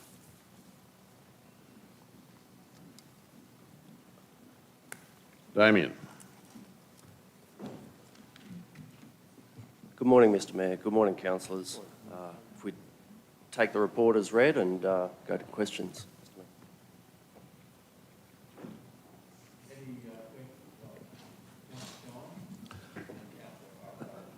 Thanks, Mayor. Just if I could take you to the water operations section in relation to the dams. Just curious as to why Kubi had no seepage recorded, and also its evaporation rate seems to be in proportion higher than the other two dams. Could you comment on those, that aspect? The seepage in particular, Councillor Shine, and thank you for your question. We've had some stormwater go back up into the tunnel, which is interfering with the reading that we're getting on the devices there. And it impacts, that stormwater is impacting a V-notch that we double-check the seepage against below the dam wall. So it's due to some adverse inclement weather and going into the devices that we have there. In relation to the evaporation, I'll take that question on notice, if I may. I don't have a comment at the moment for that one. If I could just follow up. I take it the seepage issue is normally the case that it's in proportion to, it's the same percentage normally as it? Ordinarily, yes. Yeah. Yes, so the dam is, Kubi is still slightly spilling, as has Crestbrook been. If I could ask a second question, referring to waste services and the Greenmount Waste Management Facility stakeholder consultation or engagement there, 78% of the respondents were supportive of the new facility to which you refer. I'm just wondering what was the reaction of the 22% who one assumes weren't supportive, and what reasons they may have been able to give as to why they weren't supportive of that project? Again, if I may take that question on notice, I don't have the breakdown of the 22%. I thought that the committee was overwhelmingly supportive, but I'm happy to circulate by email a summary of the 22 and the core issues that they raised. Thank you. Oh, thanks, Mr Mayor. Just an operational question. Damien, when you say that the green waste processing for the month of July produced 2,400 tonnes of processed mulch at the TWMC, the material is mostly used for landfill temporary protection works. What does that mean? Essentially, when you're operating a landfill, it's a mine in reverse. So the trucks come and deposit the red bin waste. We compact that with the bulldozer and the drop. We compact that down. Then we cover the material so that we don't have vermin coming through it, and ibises and breeding flies, etc., rats. We cover that with soil, and then in order to protect that soil from rain events, we use the mulch to help as part of an asset management of the mine in reverse. Does that make sense? Would you like to go to Bedford Street, councillors? I'll see if I can organise something. Any other questions around the room? Councillor Bonhoff. Thanks, Mayor. Through you, thank you for this, Damien.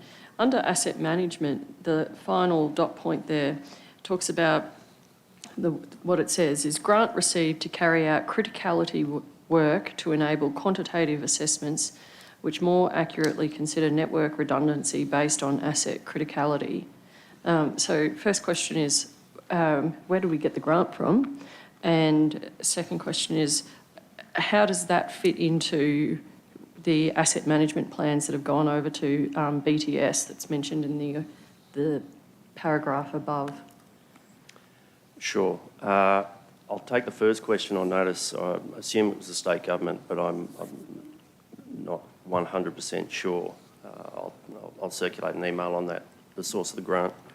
In relation to the asset management plans, we take a Kodak moment, if you like, at a point in time, and we, across all of the asset portfolios, as you heard from Dave Quinlan last week, I think it was, We prepared those asset management plans on a similar scenario.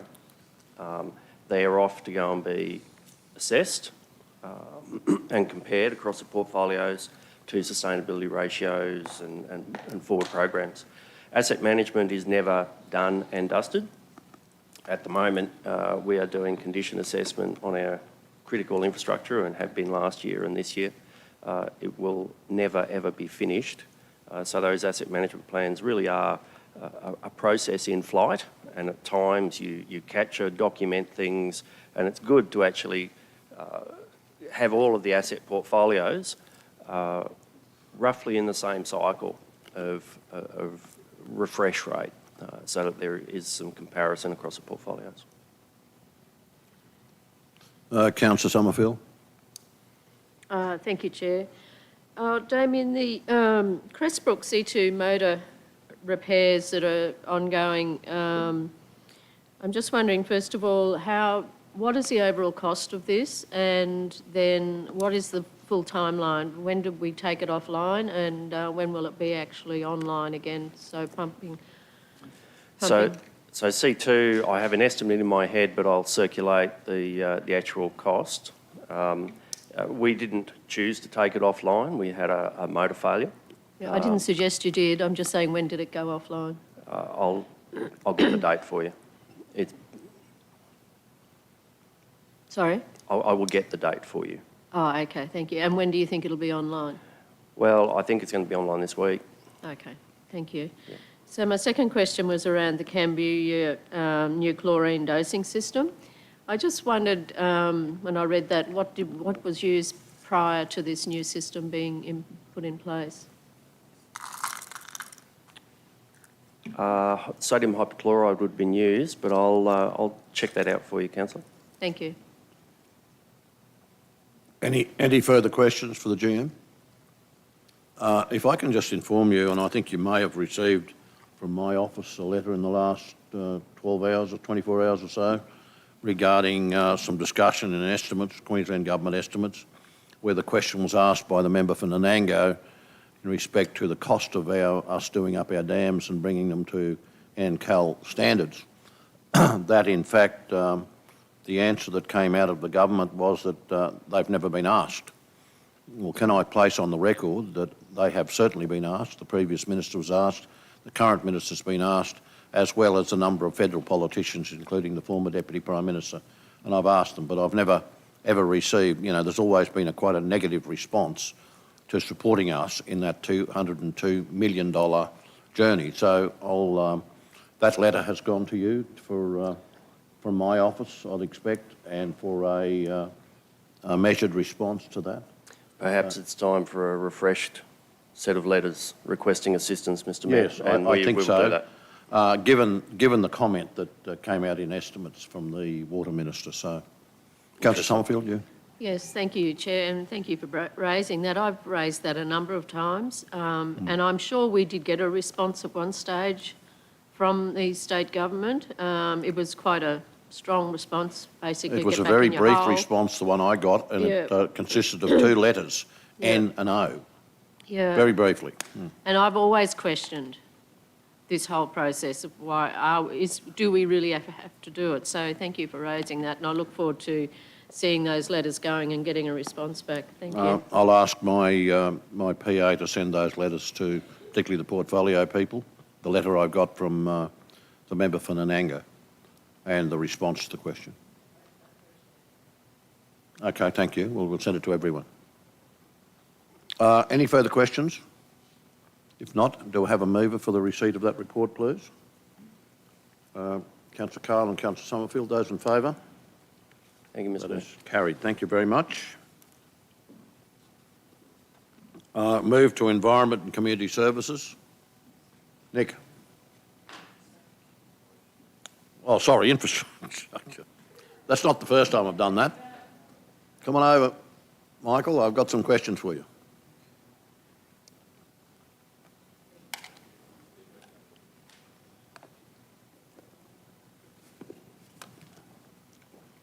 Wasn't very clever.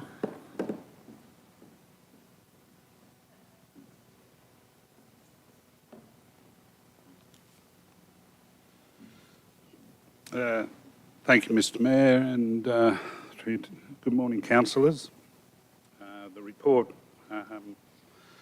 for the month of July, or covering off over the last month, is there tabled in front of you.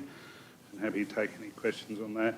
I do just want to mention very briefly two upcoming things.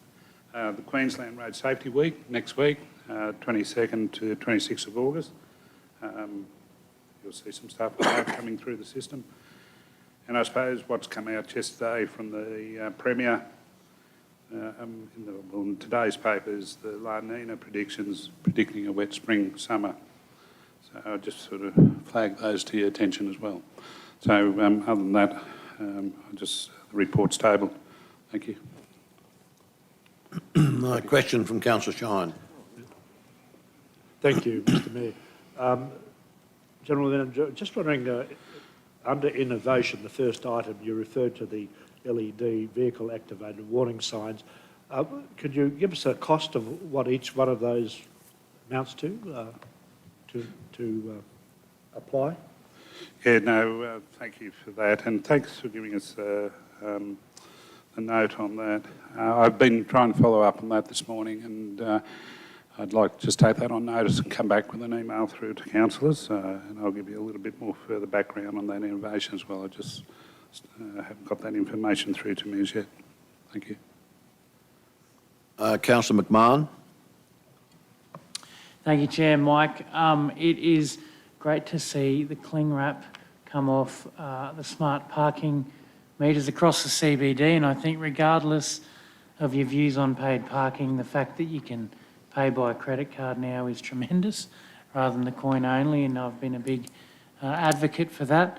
5,200 transactions in 2 days, well that's 3 days, I think shows how much they're used. I'm just wondering if you could comment more broadly on how the community has responded to new parking times.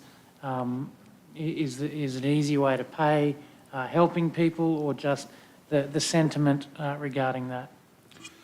Yes, thank you for that, Councillor. The overall, I think we're getting a good public response and good public sentiment in regards to what's gone in. And that said, there's a few little teething things here and there by the looks of it, everything from having very old devices that people are still using and trying to connect and different things like that.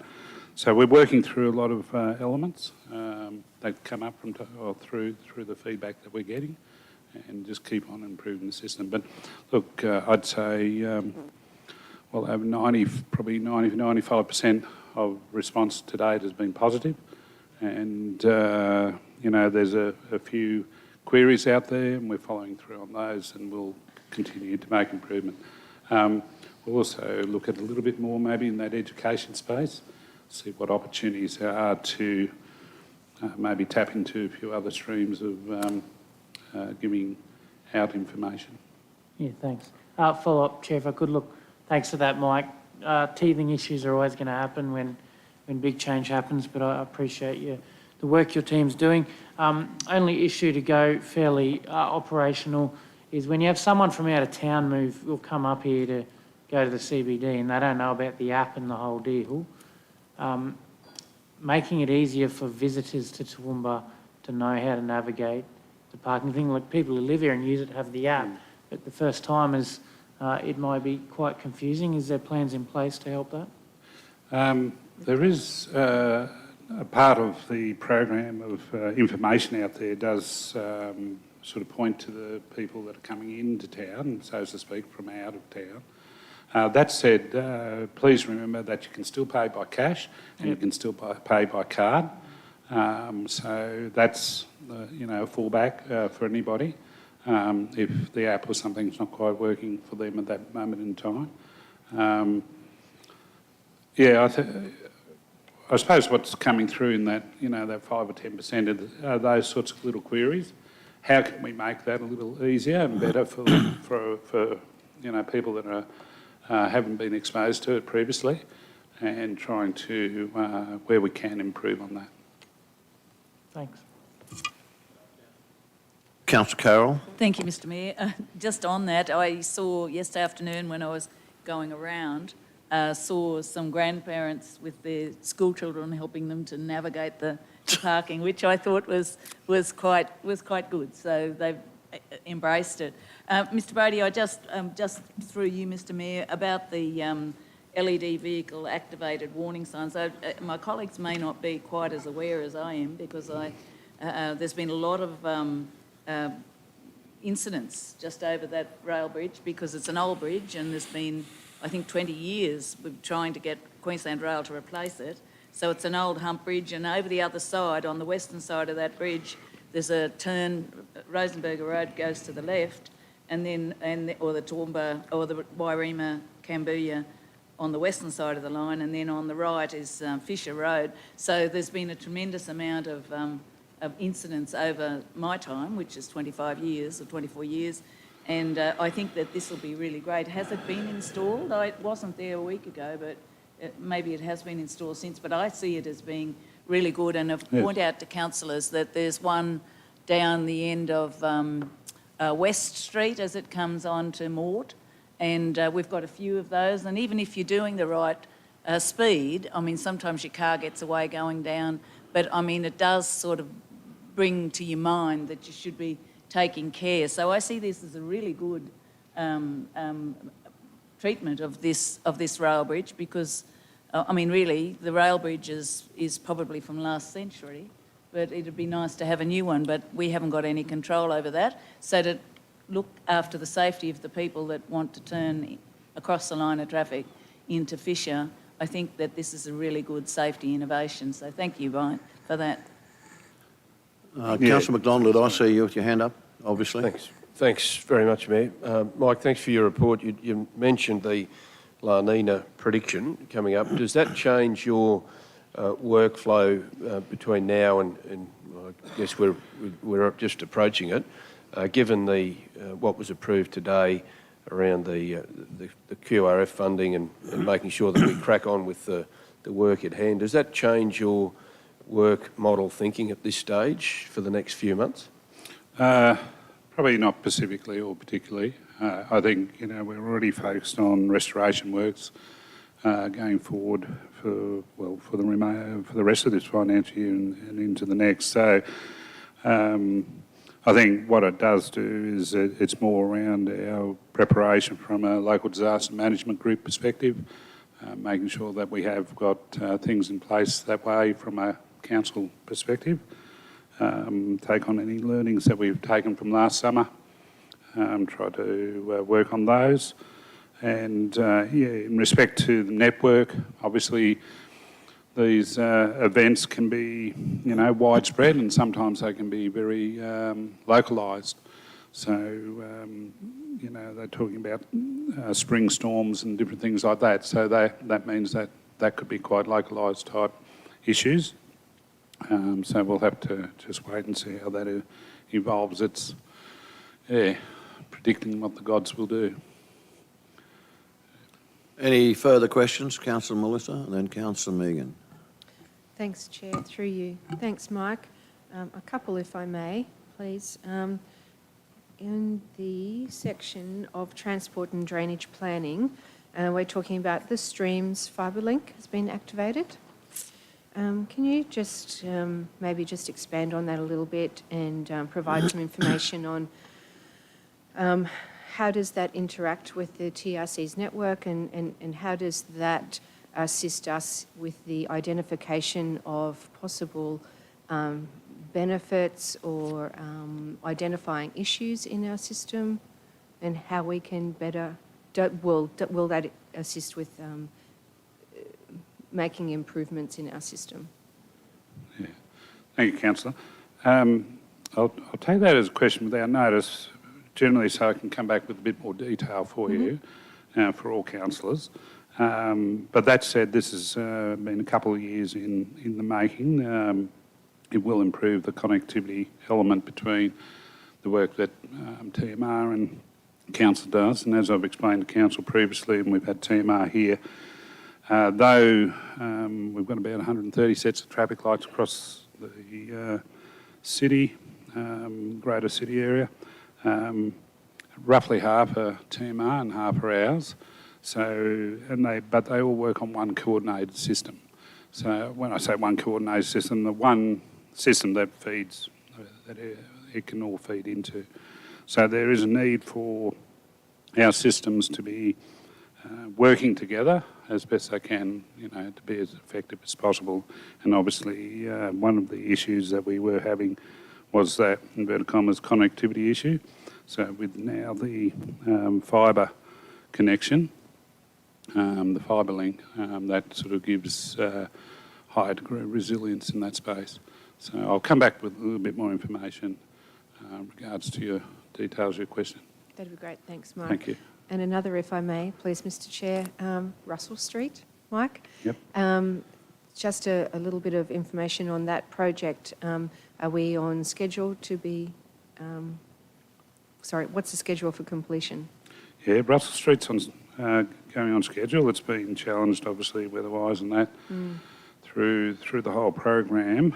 We're looking at a November completion. I'm not going to give you a date in November at this point in time, but we are trying to definitely by the end of November be out of there. There may, things such as artworks will probably go into the next calendar year, the installation of those artworks.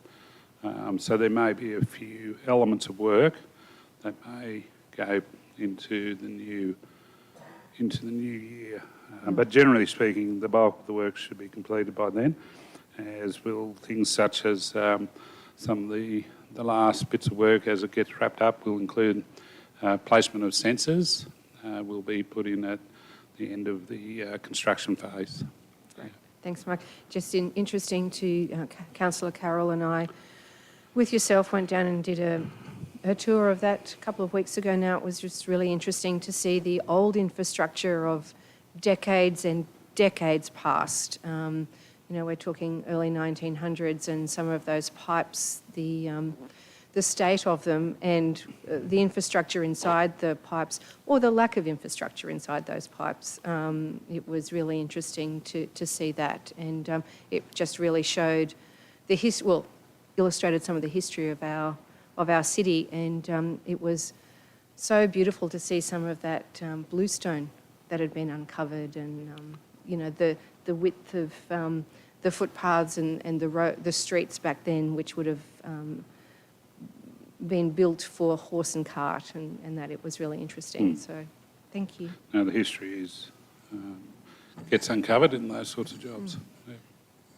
Thanks, Councillor Taylor. I'll head over to Councillor Megan O'Hara-Sullivan. Thanks, Mr Mayor. GM, Mr Brady, just reading the items there about the cycle network and the walking network plans made me think about the sustainable transport study and where we are up to with that, and whether it's going to be ready as a document for the planners when they're drafting the new planning scheme.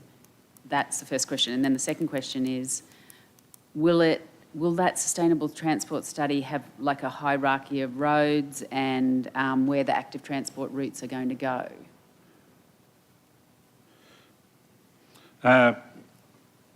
The strategy itself's all but complete from a point of view that I think we're presenting it through to Council next month. That said, it's quite high level in its, being a strategy. Under that is the implementation framework, and from there's the action plans that cover off on each, what you might say, each area, such as active transport, freight and the like, public transport and the like. So air transport. So they'll be developed over the next, probably next 18 months, 2 years.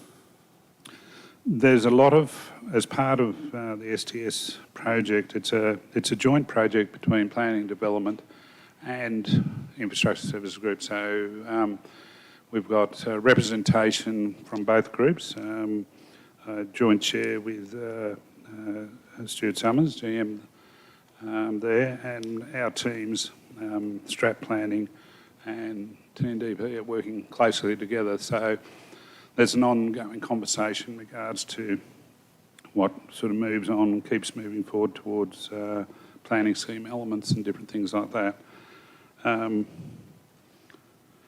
If we have done at least one presentation, I think it was back May, June, which covered off on a fair bit of stuff. I can recirculate that on the strategy and give you councillors, as I said, that's coming up.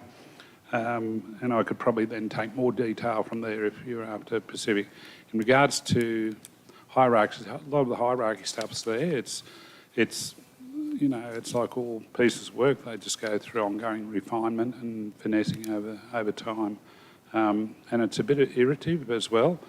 You know, councils work in the growth element, the growth planning that we've been doing. So that obviously, that's gone through a lot of development and a lot of thinking by council. So where that ends up promoting in those growth fronts, also obviously then has the feeds into how we and where we focus from a transport perspective. So the two sort of go. That's what I mean from an iterative perspective. You're sort of back and forth a little bit. One supports the other, and that goes the same with other infrastructure assets such as water and sewage. You know, where that growth front. So we're also waiting on the commitment of council on that in respect to allowing further planning, that more detailed planning that sits behind the strategy to occur as well. Thank you. Councillor O'Shea and then Councillor Carol Taylor. Thank you.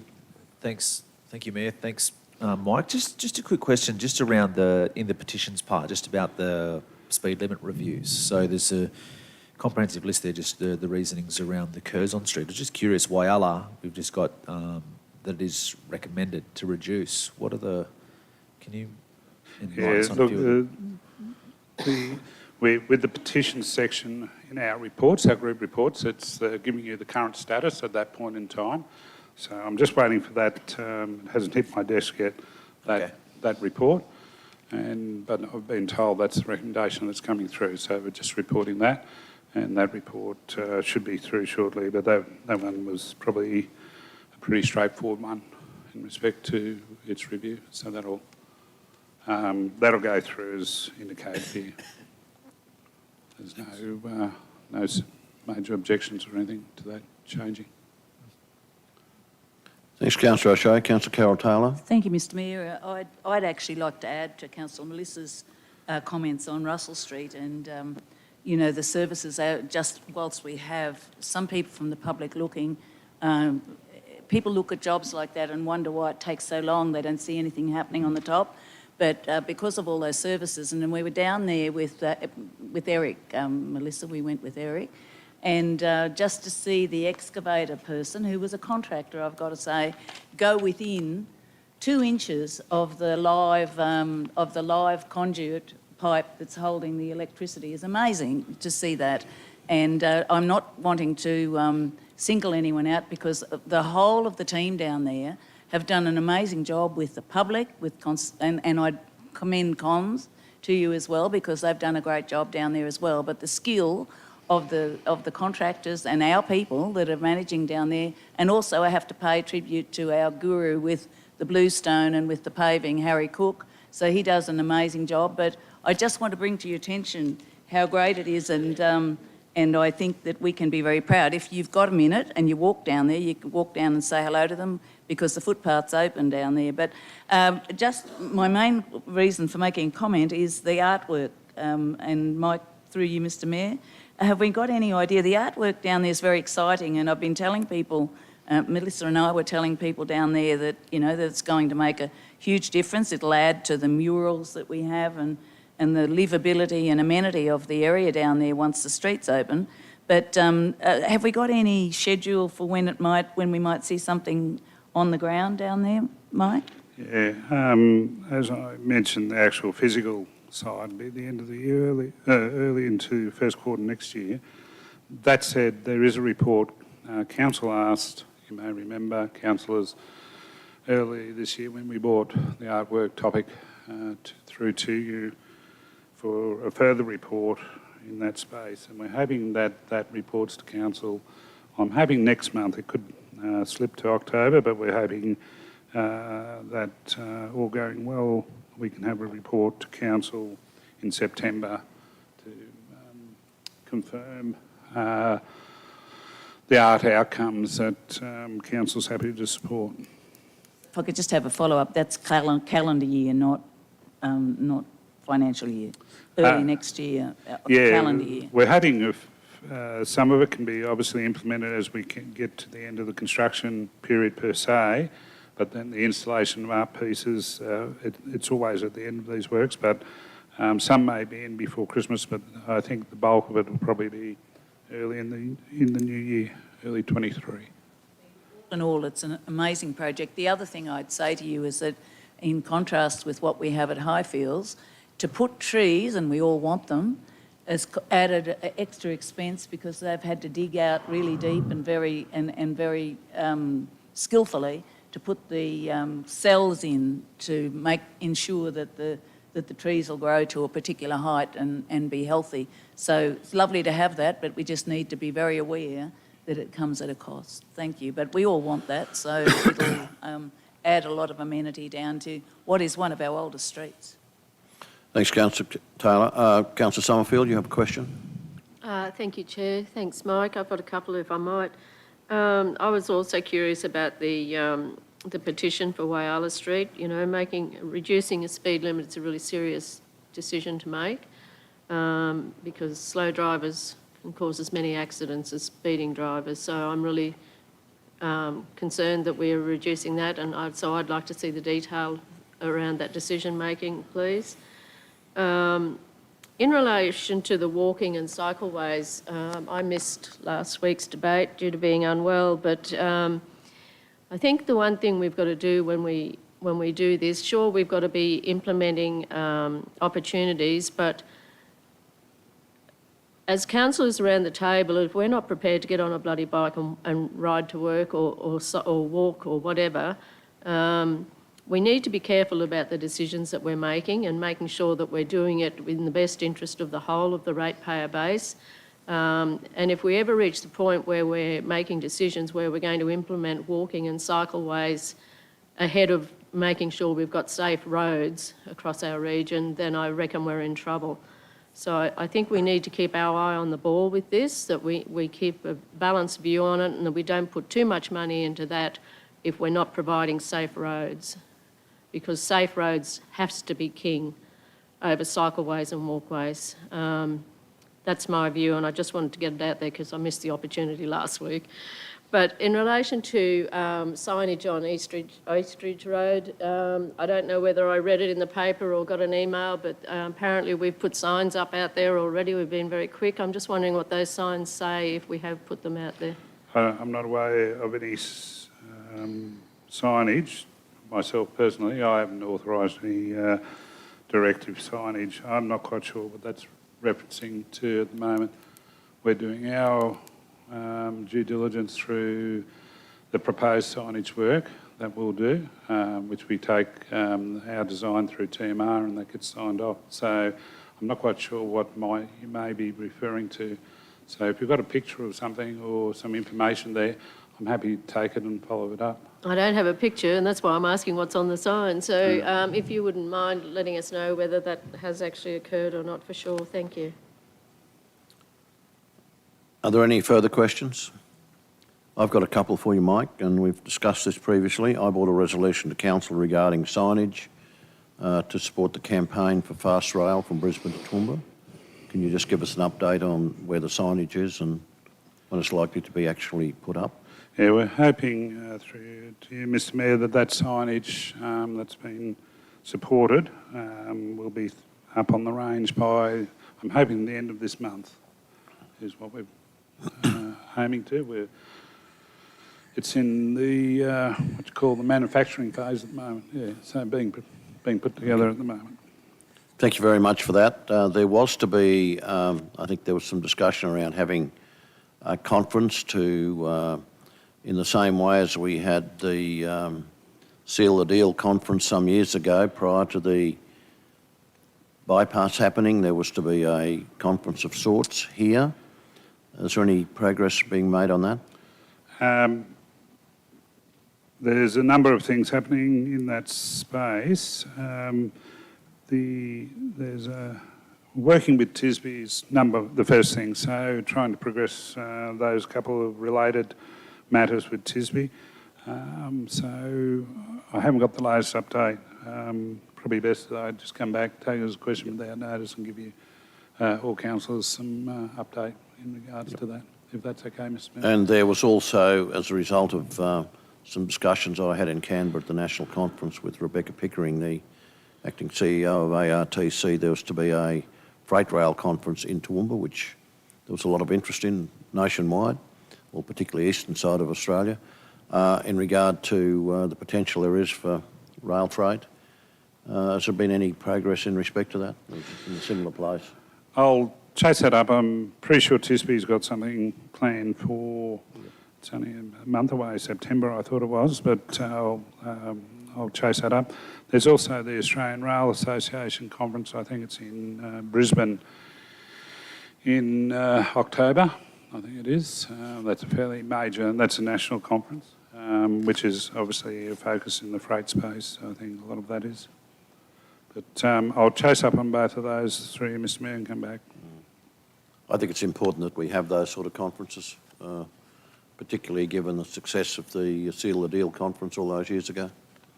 Just draw the attention of the broader community, get the kind of people who can help us on board, and move from there. Any other questions? If not, would someone like to move the receipt of the Infrastructure Services Report, please? Councillor Melissa Taylor, Councillor Carol Taylor. Those in favour? It's carried. Thank you very much, Mike. Thank you, councillors. Okay, Nick, over to you.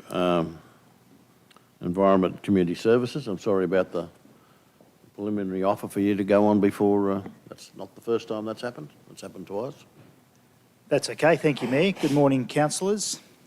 Councillors, the Group Report for Environment and Community Services has been included in your agenda papers, and I'm happy to take any questions that you might have in relation to that report. Councillor Shine. Thanks, Mr Mayor. Just going to the Queen's Park Master Plan implementation stage 7, just wondering whether it's anticipated that work will be finished before the Carnival month commences, which won't be long. And does it include the demolition and removal of the existing toilet complex there?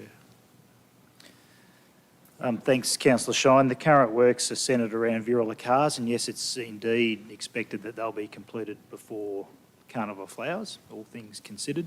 There are a number of toilet blocks in Queen's Park, so the one at Virula Cars, yeah, that's part of the works that's currently underway, I understand, yes. Are there any further questions, Councillor Summerfield? Thank you, Chair. Thanks, Nick. Nick, I just wondered, we've got a baiting program underway again in the pest management area this month, and I just wonder, are we trying to do anything different to make sure we increase those numbers? Because they have been dwindling off, as we've discussed at previous council meetings. I'm just wondering whether we're doing anything differently. I see the call flutes are out, which is great. That's always a really good physical sign to have out there. I just wonder if there's anything else that we're doing to try and increase that that take-up of the baiting, to try and reduce those dog and pig numbers. I'd have to take that question on notice, Councillor Summerfield, and check with the team and see what they're doing. I know that they do try and work with syndicate groups, and so that's where we get the best uptake. We've got those syndicates. Yeah. And they organise themselves, and we've made efforts there in the past to try and support the creation or establishment of those syndicate groups. But in terms of doing something differently than we were doing 12 months ago, I'm not sure. I'd need to check. Okay, thanks. Maybe that's something we should put on the agenda for the Biosecurity Advisory Committee. It might be something we could discuss. Yep. So then the other question I had, and it's not in the report, Nick, but the shopping trolley local law that council has requested be developed. I'm just wondering where that's at, because I'm not really seeing anything eventuating at all. I feel like it's gone on the back burner there somewhere, and just wondering if you could chase that up and make sure that it is alive and coming to us soon. Yeah, I asked the same question myself a couple of weeks ago and I understand that progress has been made there, so you should be able to expect something there shortly. Councillor O'Sullivan. Oh, thanks, Mr Mayor. Nick, I just wanted to quickly say what an incredible in-studio art trail initiative is, and just give credit to you and the team and for supporting them. And it's going for the whole month of August, I think that's right. Went to the launch the other night. It's just amazing. It's just 35 artists, drive around, see what they're doing, and it's incredible. It's on until the 21st of August, so it's only got a few more days to go there now, but I'll certainly pass. No, I think that's only at the gallery. I think the whole thing is going. Oh, okay. Yeah. Yep. Yeah. So Yeah. Yep. In the Crow's Nest Gallery, the report says until 21 August, but I'll pass that feedback on. Thanks. Oh, it's just amazing. Thanks, Councillor. Any further questions? Councillor McDonald. Thanks, Mr Chair. Through you to Nick. Nick's not in the report, but I just wondered, given where we are in the cycle of bushfire management, whether at the next meeting in your report you might be able to give an update on what activities might be planned between now and when we get closer to that, given we've heard of the La Nina event. That might change your pattern or perhaps QFES's ideas on when this should occur. Just wouldn't mind that for next month. Certainly, thank you. Any further questions for the GM? Councillor O'Shea. Yeah, thanks, man. Not a question, probably just a comment, then I'm happy to move if there aren't any further. Just, Nick, just to say, obviously to pass on to the gardeners, the team that have obviously had a big role in regards to making the region look the way that it looks and will look in a month's time. I mean, 190,000 blooms been planted. I know weather-wise this year has had its difficulties for a number of different reasons, and I suppose for the gardeners, probably more in the positive sense, but how much water to put on the plants is because of how much rain we've had and things like that. But just think it's a prime opportunity for us to say thank you to those. They do an incredible job. You can see the passion that they have in what they do, and they really want to make our region look amazing, and it'll get so many great comments over the month of September. So I think it's worthy to acknowledge their efforts and thank them for what they do. So if you could take that on their behalf, please. Thank you. I'll pass that on as well. Thank you, Councillor. Can I just, Councillor McMahon. Chair, thanks. Nick, not a question. Suppose just wanted to sing the praises of you and your team a bit louder. We, at the start of this term of council, had a lot of ideas, a lot of things we wanted to do, and I'm sitting here reading this report, which any one of the dot points could be on the front page of the paper as a success story. We have Queen's Park almost done. The flowers just about ready to bloom. We have an art gallery reopening in less than a month, which has been closed for 6 months. We have an arts and culture strategy, which is huge stuff going on behind the scenes. We have a new library coming along up at Highfields, which we go to the opening of in a couple of days. Picnic Point's coming along, the strategic plan, and can't forget about Rockville Amenities Park, which has been a huge idea for James and I for a while, to finally get a tender and start work. I just really think that this report is a accumulation of a lot of the good news stories we've been after for a few years now, and they're all on a silver platter in one place, and it's good to see the work paying off. So thanks to you and your team. Thanks, Councillor. Thanks, Councillor McMahon. Councillor Carroll-Taylor. Thank you, Mr Mayor. I endorse that, but not all works that we do are as noticeable as some of these works in our parks, but I congratulate the team. My comment was probably a few speakers ago in that I support the pest management coming to whatever committee can come to, because since the rain, there's been an explosion of both pig and dog numbers. And you go and talk to the people, particularly along the escarpment, and I don't know what we can do to change it, but it's definitely been an explosion, and perhaps out in your area as well. So making no headway whatsoever in it, and I understand we need to have the property owners committed and taking part in it, but there's been a tremendous lot of damage to stock, and that can only get worse as this season progresses. So I think whatever we need to do, we need to find a way to stop those numbers from expanding like they are. Thank you. And Councillor Taylor, I think your your points you made there are very much in keeping with what I was about to say. I think you mentioned the escarpment, and in our particular case, I mentioned the Crown land. That's, you know, I think the words Crown land is code for neglect, and it hasn't been used. And quite frankly, you know, I'd have to declare an interest here because we've had to take out 70 dogs in the last 12 months. And they would be principally coming out of Crown land, I'd imagine. The question I was going to ask you, Nick, is are we cooperating with the state government in respect to covering the whole area when it comes to 1080 baiting? I know they do a degree of aerial baiting, but it's not accurate. And it's not. I don't think the baiting is as successful as it has been in the past. You know, just wondering if the question to you is: are we cooperating with the state government's bodies? We're certainly trying to form those partnerships and maintain those partnerships, and all of those bodies are represented on the Biosecurity Advisory Committee, so they have that opportunity to come together 4 times a year. That committee meets. Yep. I think it's quarterly.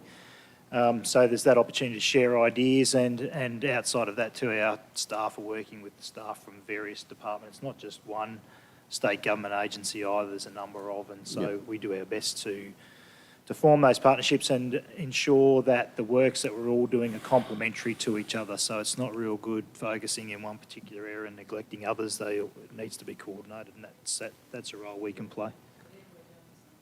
And dogs are particularly mobile, of course, too. Councillor Von Hoff, you had a question. Yeah, thanks, Mayor, through you. Thanks, Nick. So hearing General Manager Mike talking about how the expected wet weather is going to mean changes and plans are in place for the local disaster management group, and then Councillor McDonald asked about the how the wet weather will affect the planned burns, and it's something that Councillor Summerfield's asked before as well about. At that stage, we didn't have that prediction, so we were concerned, you know, with grass yay high, that's a risk. But I wonder if we've got National Tree Day coming up, and I know that most councils are going to be out planting some trees, but we've got this planned tree planting program for council and thousands of trees we try to get into the ground each year. Hearing that we're going to have a wet spring and summer, and I know that all hands are on deck for Carnival Month, formerly known as September, but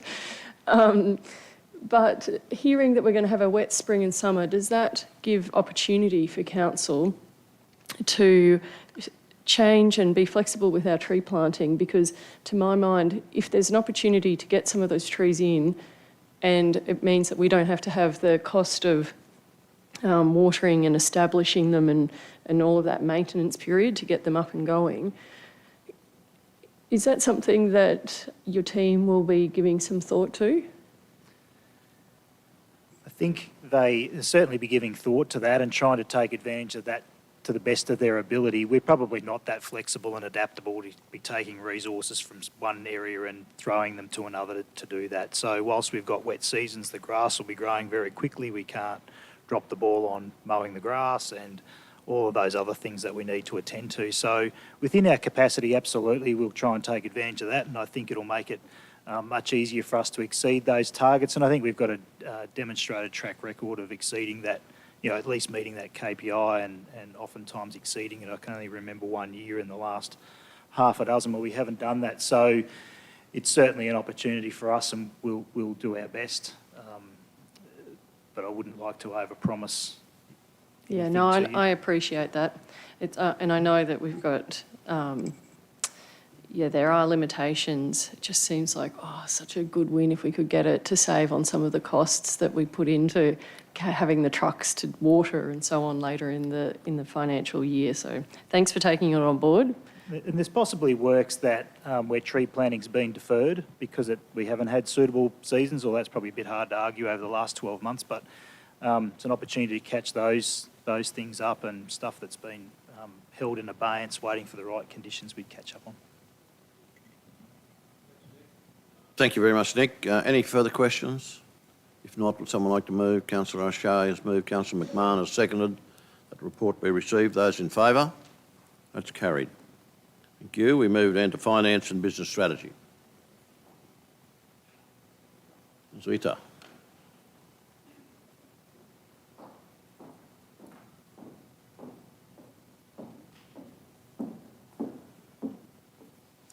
Thank you, Mr. Mayor. Good morning, councillors. Okay. I can take any questions from you, seeing as you have the reports in your papers. I'll also beg your indulgence. Seeing as I'm acting, I do have a group of people that's supporting me here today. So if you have specific questions in the finance or the communications area, I've got Andrew and Kylie here as well today who can answer specific questions in that space. Okay, first question, Councillor McDonald. Thanks, Mayor. Thank you, Rosita. My question is probably relating to communications or customer communications and engagement, so probably to Kylie. Kylie. And it's in regard to the two measures that are on the first page of your report, which is page 46 on board books. And just and there's a description underneath which talks about changes in software and COVID, and maybe you can touch on that and how that's sort of smoothing out, particularly the software. But I just wondered if you could explain the variance between the speed of answer at 45 and then the answer within 30 seconds, and whether we need both of those measures particularly. I'll do my best, Councillor Jeff. Councillors, we do have a number of metrics that we aim to achieve in customer service. Some of them we report in the operational plan, some of them we don't. So the first one there, the average speed of answer, we try and get to each phone call that we take within 45 seconds. So that 72 seconds is a result across 100% of our calls. So that's an important metric for us to have because it tells us how long it's taking. Within that span of calls, I guess 100% of calls, there are people who are going to be getting in touch with us faster. We're going to be connecting with them a little bit faster, and there'll be people who take longer than 72 seconds for us to connect with because it's an average. The second metric is grade of service, and we aim to answer 80% of our calls within 30 seconds. So they work together. One correlates to the other. If we see average handle time go up, then we'll probably see our grade of service go down. They are contact centre or call centre benchmark industry best practice type measures to have.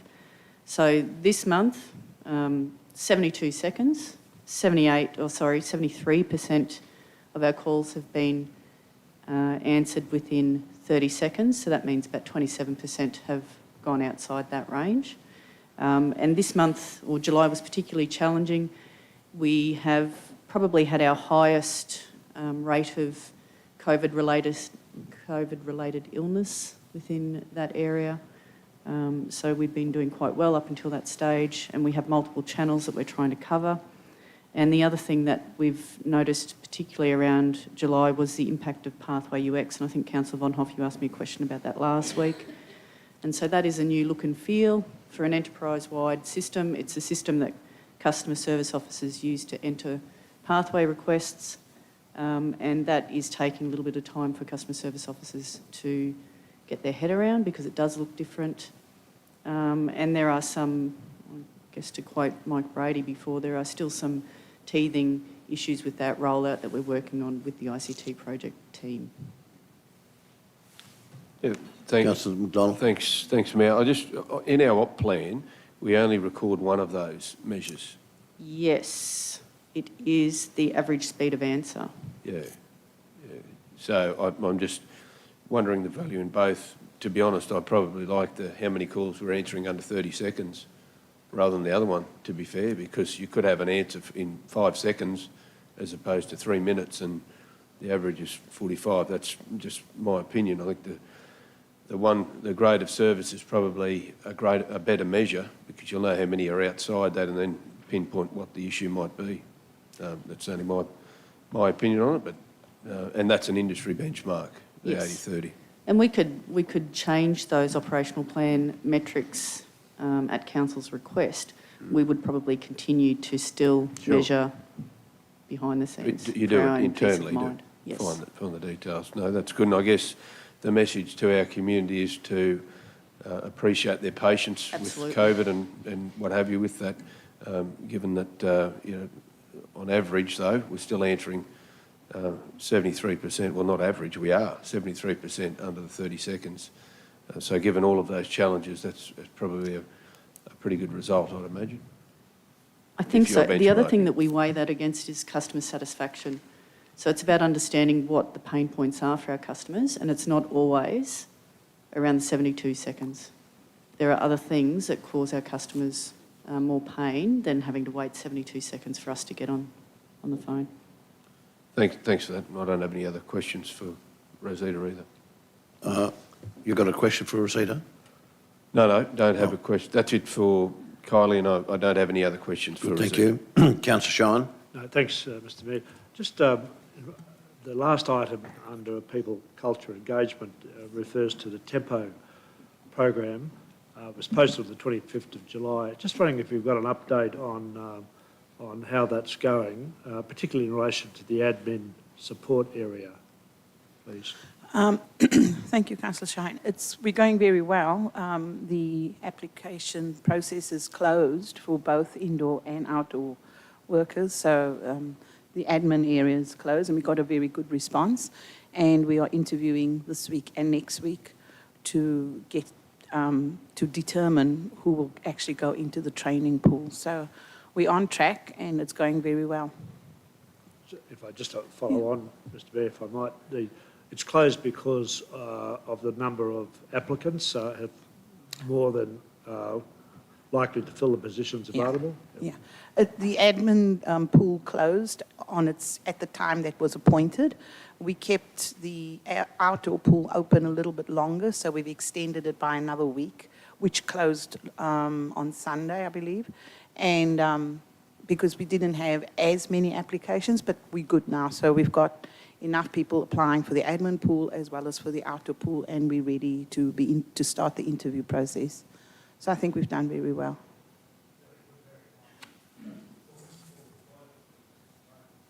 Yeah. Thank you. Councillor Summerfield? Thank you, Chair. Thank you, Rosita, but it's actually Kylie. I wanted to go back to the phone calls. I wasn't going to raise it because I thought I'll wait another month, given that there's challenges there. But I'm just wondering what I like to see the two, by the way. I understand why they're both there, and I like them both being there. What are you implementing to change that? I mean, we all know that's not a happy outcome, and we want our customers happy. That's why we're here. I'm just wondering what you are implementing to oversee the COVID challenges as well as the training of staff for the new program, please. We take the same approach as the rest of the organisation in terms of COVID, and we've got BCPs in place, or our business continuity plan in place, that maps out the risks and how we might be able to move staff around to manage different parts of the customer service component. The fact that we had so many staff away with COVID wasn't something that was necessarily happening at council. It was behind the scenes from people being close contacts in other places. So I'm not sure, other than the controls that we've put in place and we've had in place for a long time, which have held us in good stead, that's how we're trying to manage the COVID response, and we'll continue to do that. In terms of a system implementation, there has been training and development in that system. We have a training officer for that reason, and the project team have been on the ground with us through that process. Some of it is not actually training related. Some of it is adjusting to a new look and feel. Some of it is related to, it just takes us a little bit longer to input data into some of those fields because the system, it has changed a little bit. So an example I can think of recently that I heard of, when customer service officers were previously signing off on a cash draw, it was a very automatic process. They'd click something and that was done. We now have an added 30 seconds to that process, which might be impacting on other things. So we're working very closely with the ICT project team to see whether we can do anything about the speed of the system in certain parts of that program. So if I could do a follow-up, are you suggesting that the program's not necessarily as efficient as the previous? I'd be loath to say that. I think there are efficiencies in some areas. I think we've definitely noticed average call time has increased as a result of bringing this program on board. Some of that is related to the customer service officers who all learn and adapt differently because they're different people, and some of it is about actually the system being live and us identifying things as we're working in the system. Okay, so you're saying that the more you use the system, the better it's going to get? We should be. Our muscle memory will change and we'll stop thinking about the old program and what it looked like and what it did, and we will know where to look and we'll understand where to go to find the information that we're after. So that component will hopefully ease itself over time. That's what we all do when we're learning something new. In terms of the system itself improving, we are reporting issues through to the project team who are actively trying to understand those and put in place fixes for us. And the rest of the organisation as it comes on board for Pathway UX. Okay, thank you. So we look forward to a better result next time. And don't be offended by my asking, do you think it's better or worse as a new program? Because I'm still trying to get my head around the fact that now, if I'm sitting at my office, at my computer, and I want to print something off, I've got to get up from my computer and go over and put my swipe card against the photocopier so I can actually print something off. That is a backward step. So it does happen in IT. We do go backwards instead of forwards. So please understand the reason why I asked that question. Councillor Melissa Taylor, then Councillor Rebecca Von Hoff. Thanks, Melissa. Chair. Thanks, Kylie. It is to you, Kylie. But I think it's already been answered because I don't think you can add any more information. It was about the phone calls because I rang last Thursday at 10:05 and was on hold for in excess of 5 minutes and ended up hanging up because I just couldn't hang on the line anymore. So I think the explanation that you've given gives me the reason why I was on hold for so long. So. The other thing I guess I'd note around that, when we do notice high volume, we are tracking that live. We do try and put messages on so people know that they may be waiting a little bit longer than they need to. So that would be dependent on the volume of calls waiting as well. Yep. So may I just ask a follow-up? I did notice, and you might be able to expand on this for me, I did notice that the recorded message said, if you would like us to phone you back, press 1. Yes. I couldn't do that because I was actually in the car driving. Right. So I Fair. couldn't do that. So is that system working for you, and have you found that that has been a good solution to this possible issue? Yes, we certainly have a lot of callbacks. A lot. I don't know how to quantify that for No, you. But we do have callbacks. They are effective. We do call back. People are often delighted and surprised when we call them back. Excellent. We do what we say we're going to do. Good. Thank you. Thanks, Councillor Melissa. James O'Shea now. Oh, sorry, Councillor Von Hoff. Thanks. Then James. Thanks, Mayor, through you. It's also to Kylie. Kylie, I can't speak highly enough of the folks who are down in the call centre. And my question is, do they do conflict resolution training? Because I sometimes hear how they diffuse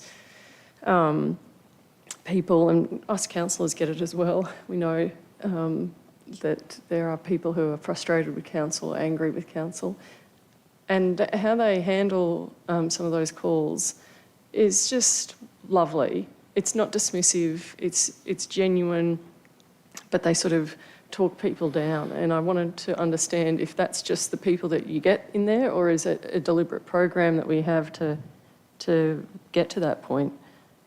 I think it's probably both. So a customer service centre or a contact centre would recruit people who like talking to people and who understand people. So we're looking for a certain type of person, I guess. That's the technical skill that we're after. And the other thing is we do have a training program. I mean, it takes us some time to train a customer service officer to get them ready, because a lot of that is soft skill development. And that's about listening, empathy, you know, all of those sort of soft skills that we know customers are looking for. Yeah, I just I was having a listen in yesterday, and one gentleman phoned. He came in hot. And by the end of the phone call, he said to the person who'd taken it, "All right, mate, well, you have a good day. Thanks so much." Complete turnaround. So just a bit of a bouquet, I suppose. Thank you. I'll pass that on. Thanks, Councillor Von Hoff. Councillor James O'Shea. Thanks, Mayor. Mine's to Rosita, actually, so thanks. A comment and a question, if I may, Rosita. First of all, I just want to say congratulations to yourself and your team, in particular, Shay. So we talked about, Councillor Shine brought up the Tempo program earlier, but the way that she's that willingness to go out and speak with different groups so they understand it and it can help with it. So in particular, I'm referring to, obviously, you guys came along to the Multicultural Advisory Committee the other night, so that led to a lot of really excited and positive feedback around the program and understanding of different connections that can be made with that. So I guess with that sort of prompts me to ask, this is round one, and I know we've got to get through this stage, but I mean, do we have timelines or thoughts on will there be a future round that will open up? I mean, is that on the horizon? Yes, Councillor O'Shea, that is the plan. The intention is to get this cohort of people through, get them working in our business and in our organisation, and depending on the uptake that we get from the organisation, we will go to a new cohort sooner. We'd prefer to go sooner, but it just depends on if we can get our people, the people in this cohort, get them in, get them working, and as soon as we've got that up and running, and there's a requirement for more, we're ready to go for another cohort. So the program is up, it's prepared, it's ready, and so it was just for us to ascertain or gauge the businesses or our organisations' uptake. So yeah, we expect there'll be several iterations of new cohorts coming through, and we think that it's likely that we'll have another cohort before the year's out. Yeah, I think it's a great thing. So it's not a set on timeline. It'll go on demand or need or interest. Yeah. Yeah. Thank you. Thank you. Councillor McDonald. No, I'm happy to move. So. Move. Seconded by Councillor Shine. Any questions further? If not, those in favour? That's carried. Councillors, we move to item 11. Thank you. Chief Executive. Thanks very much, Rosita and Kylie. We'll move to item 11, the Chief Executive Officer's monthly report, and then we'll give consideration stopping for lunch. I think we've got a fair bit left to do. So over to you, Brian. Thank you, Mayor. Good morning, councillors. I'll take it as read. I've got the report before you there. If there's any questions you'd like to ask, I'd be happy to answer. Are there any questions for the CEO? Councillor Melissa Taylor and Councillor Nancy Sommerfield. Thanks, Chair. Thanks, Brian. Just on page 59, just a few questions, if I may, on that, please. Yep. Yes. Yep. One's just a typo. I'm assuming in the first column down the end it means closed, not closes. Where it says closes cases June 22. Yep, closed. Just a typo. We'll fix that. Thank you. That's okay. Just looking at, sorry, I'm just looking at my notes. I don't know how to pronounce it, Eudoxia? Eudoxia. Eudoxia, Yes. my apologies. So I see there that the concern, bullying, harassment, and then there's callers 13. So once those callers have made their call to Eudoxia, what happens from there? What's the process? So they don't give them industrial advice. They give them advice about personally dealing with issues.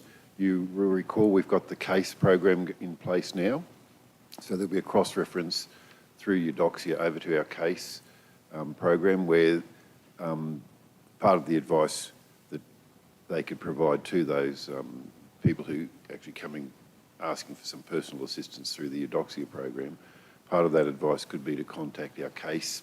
So that's where we've got the independent people who can provide them advice about things that they should be doing or options that are available to them to deal with any of those cases that they've got, to actually explore, is there an issue, is it technically bullying, harassment or something else, and the options that are available through Toowoomba Regional Council to help them with dealing with that.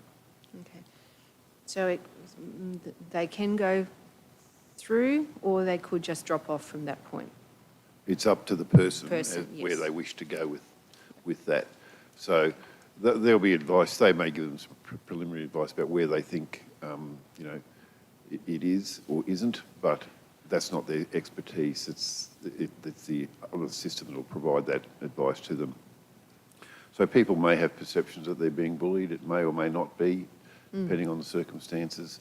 There's a lot of obviously variables in there, so they'll help them deal with it as an individual, as a person. That's the Eudoxia's role, and the options to deal with their health matters or relevant health matters in relation to that.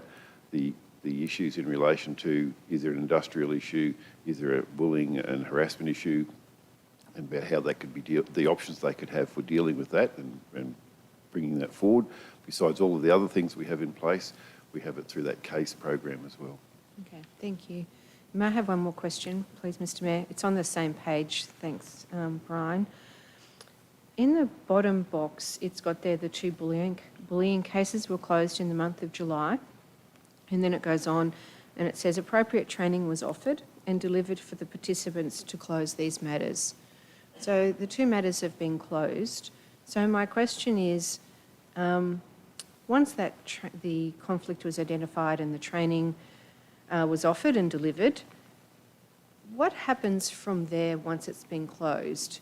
Is it still supported, or does management still continue to monitor? Because sometimes training is offered, delivered, but not effective. Yeah, I think that's in relation to that particular instance that was actually raised. Yes. But part of that could be the an ongoing training program. It just depends on the circumstances that may be involved in each particular case. It may be alerting the supervisors in those areas to actually keep an eye on particular things.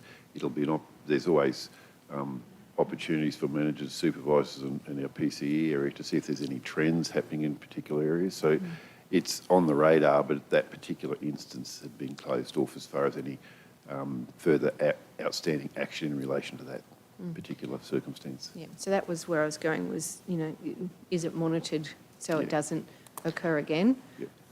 So if I may just take it to the next step, if I can ask the managers then that are overseeing those closed cases, or, that next level of management, are they receiving the training on how to, across the organisation? I'm not just saying for that particular case, but how is the training going for managers to manage conflict issues and then manage post this being closed? I think there'll be opportunities for further training for that to actually happen as we move through.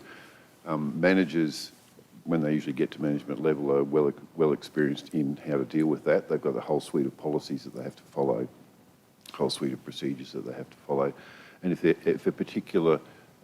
there's a gap identified in anyone's particular skills in relation to how they may have handled something, we'll take that up on an individual basis, and that may involve some specific training for that particular person to bring their skill levels up to deal with it if it hasn't been dealt with appropriately or as expeditiously as it should have. So that's a bit of horses for courses for that. Okay, thank you. And just my final one, looking at the average weeks open, so we're obviously monitoring how many weeks a case is open for. And now that we're actually monitoring that, are we seeing a decrease in the number of weeks open? Because the stress that can create in itself can be very palpable.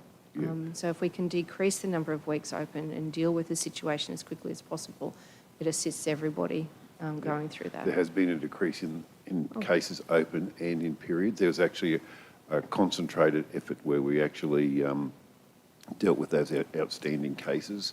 We actually deliberately applied additional resources to that for that to actually happen, and there has been a noticeable difference there. Good. Thanks, Brian. Thank you. Councillor Summerfield. Thank you, Chair, and thank you, Brian. Just on the action plan, if I might, on the first page on the 1 to 3 months actions, noting that this is from, I think, October last year that we endorsed this. I'm just wondering in relation to the policies that are being developed. It was suggested there that they would all be done, I think, by mid-July.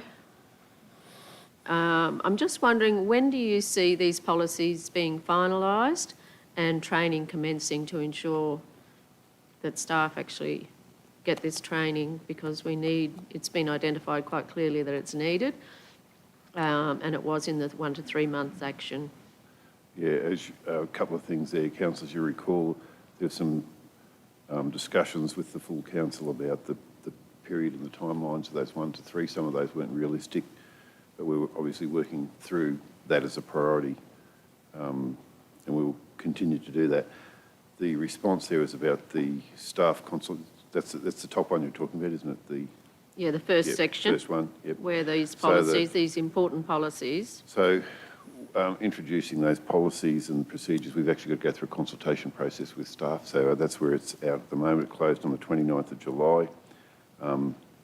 There's feedback in relation to that. We usually then, when that feedback comes back, we see is there any constant themes or things that need to be changed to finesse and improve that policy, and they're included. It then goes through to the ELT for sign-off, basically finally before it comes to me for final sign-off. So my understanding is that from that reading there, and I don't know if Rosita can give any more definitive timelines, but it's in process, obviously, at that end stage now to get to the ELT before it comes to me. So it should be pending to be finalised very quickly or fairly soon. Okay. Thank you. And then once you've signed off on it, it'll actually begin the training. And will that begin with ELT and then down to EMT and... We'll go right through the organisation with that training. As quickly as possible. Yeah, absolutely. Thank you. Are there any further questions? Councillor Von Hoff? Thanks, Mayor. Through you. Thanks for this, Brian. I'm also having a look at the action plan attachment, and I mean, they're all important, but one I think is really important is the performance management process. And there are some, I appreciate the notes that have been put in there because they're informative. I just want to pick up on the last entry on that. It's the short-term action S3, S4, L2. So review and update the performance management process and train all supervisor and above-level employees on application of the performance process. And lastly, monitor compliance, monitoring and review of the performance management process. And looking at the notes, it's basically a time of activity at the moment. Yep. So research was August. Design and consultation starts in September, and the aim is for this to be up and running. It says new calendar year. So to understand that for me, does that mean that the intention is and the hope is that how council does performance management is going to be codified and then in place January 2023, is that the hope? I think that's the intention at this point in time, Yep. to try to achieve those timelines, yes. All right, thank you. Are there any further questions? If not, would someone like to move the receipt of the CEO's report, please? Councillor Shine and McDonald, those in favour? That's carried. Would someone like to move we adjourn for lunch? Councillor Carroll and Councillor Rebecca. Those in favour? That's carried.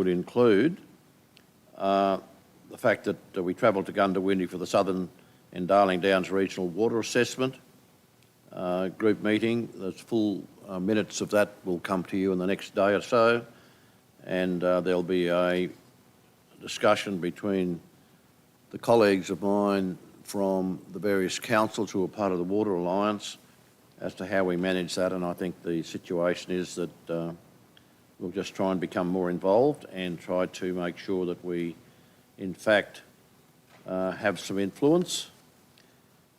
On the August 11th, I think many of you were at the breakfast with the Toowoomba Hospital redevelopment presentation.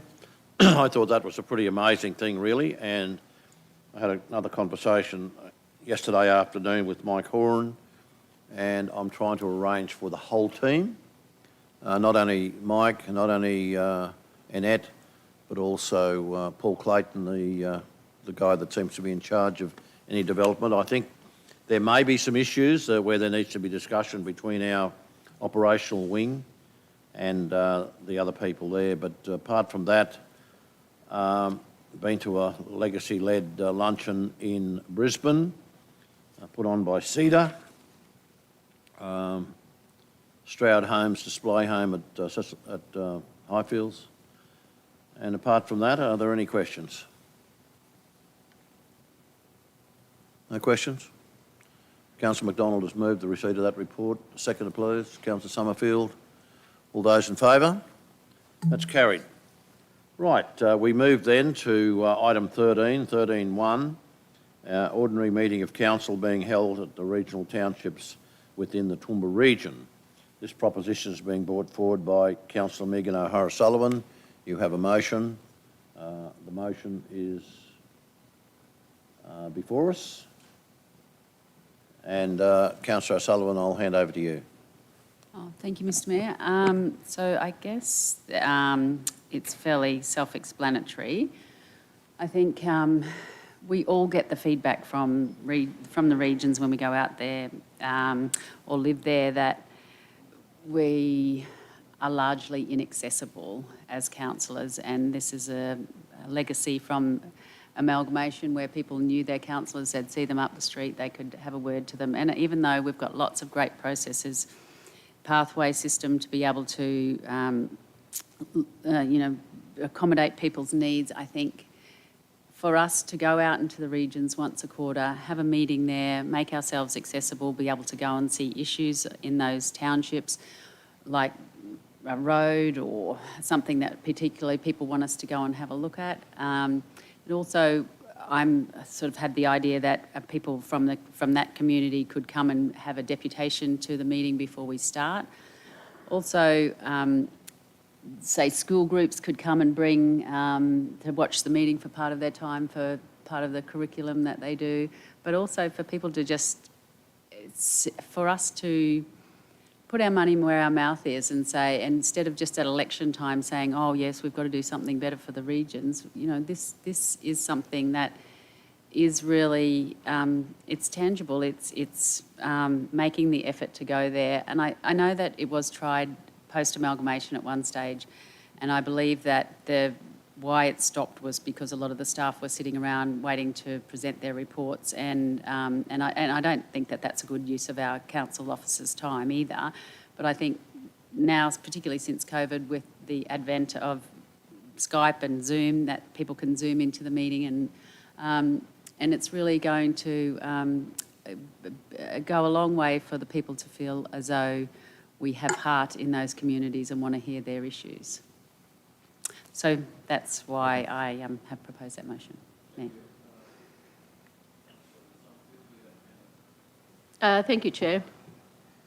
Look, I'm not against this at all, and I'd like to congratulate Councillor Megan on bringing it forward for consideration. The only thing that concerns me, I think it is a great opportunity for us to be out across the whole region, and I wasn't here when the council of the day, the first amalgamated council, went out and did that, so I can't speak from experience. But I do quite like the idea, but I'd love to hear from CEO Brian around logistics, how he sees it happening, whether council chambers would have to be upgraded to allow the technology so that staff could live stream in. I just need to understand the logistics of it all, but other than that, I'm quite supportive of the idea. I think it's a good one. So thank you, Councillor Megan. Thank you. Brian, have you got a comment to make? Yes, Council, it was originally tried post amalgamation. At that time, you'll have to remember that meetings weren't live streamed, so there's a difference, a fundamental difference now in that all meetings are live streamed. So everyone in the community has access to watch it on live stream from here. There is variable connectivity in the regional areas, so we'd have to go out and do a bit of a scouting mission to see whether we could facilitate the full access that's required for the broadcasting, live streaming of the meeting. Also to make sure that there was appropriate technology in place to connect back to people that can't connect in there, and also facilitate councillors who aren't in attendance at that meeting. So some places we know the connectivity is fine and could facilitate that. Others we just have to do a little bit more investigation out there to see whether that's possible. And it may not be possible to do all sites to that, but we'd have to work our way through that process. My experience from the original ones when they first started post-amalgamation, there was hardly anybody actually attended from the communities at that particular time. And I think that was really the reason, one of the reasons, but there's some variable reasons. One of those, as you said, I think there was, because it's difficult to get the timing of the meeting appropriate as to when people might be required to be there as officers, it's difficult sometimes. You've got people sitting there all day to actually meet those timelines as well. But that is something that can happen too, because we've got people working in different offices around the organisation if they've got to come in here. So that's a bit of a muchness in relation to that as well. So technically feasible, some investigation would be required. Whether we would have the technology permanently set up at each one of those premises to do that, or whether you could actually have relocatable technology that you would move in and out would have to be examined as well. So there'd have to be a bit of work up front to see which ones we can get connectivity to and which ones we can't, and obviously the costs associated with how you would do that. Thank you. And if I could just do a follow-up. The only one that sort of sticks in my mind that would be concerning would be Yarraman, because it's an hour and a half away. But we can't discriminate and say, no, we won't go to Yarraman because it is an hour and a half away. And we can't say, well, we won't go to Millmerran because they don't have the technology set up. So I'm just wondering whether Councillor Megan would consider that maybe item 1, that council investigate the opportunities to conduct so that we're fully informed of what decision we're making, so that we do know what technology is available, that we do know that the chambers out in the region can facilitate our meetings properly. I think that would be a better option, that council investigate conducting. I fully appreciate that, and I think it's a good suggestion. My issue is that it goes back into the system and it gets buried and it doesn't come back out again. You mean like the lighting strategy? A bit like that one, but the CEO assures me he's working on that one for me. So yeah, you know, it's probably wise to do what you're saying, Councillor Summerfield, I think. Well, on that note, I'd be happy to second that if we make that amendment, because I do think it is a good initiative, but we do need to know what we're walking into, particularly from a budget perspective. Thanks. Councillor Carl. Yeah, I guess it's a question I have at this stage, and it's one around understanding the actual intent of this. Is it about meeting, or is it about engagement? Because if we take, for example, today, and this is by no means a long meeting, but we're into the second half of the day, it doesn't leave meaningful quality time for engagement, because after all, we would be in a statutory meeting where there is a fixed process and there is very limited visitation to a gallery, even here, let alone in a region. And it's a very structured environment. If it's engagement, then I see that we already have a very good forum and a specifically designed forum for engagement in councillor visitation. I note the comments around,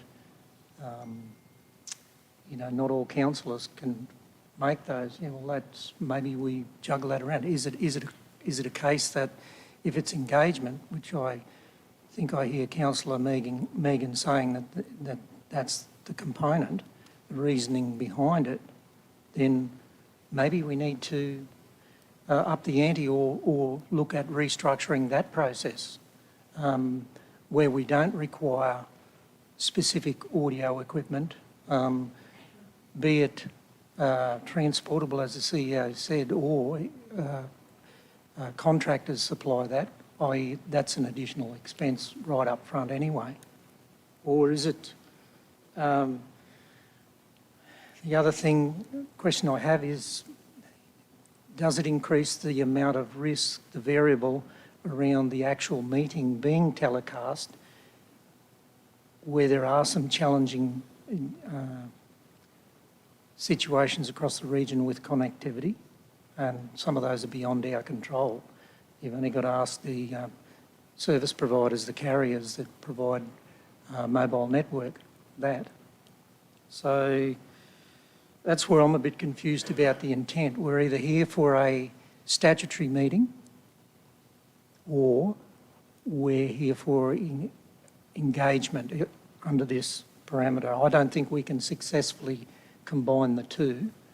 And I, as one of those councillors that sat around the table in those initial stages, I didn't see them very successful at all,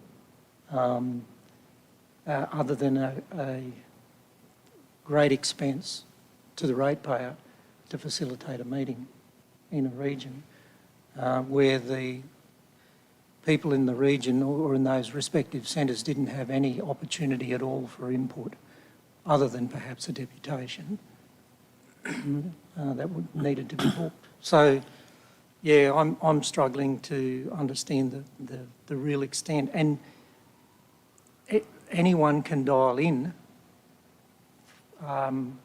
remotely, online now, from the comfort of their home or their workplace.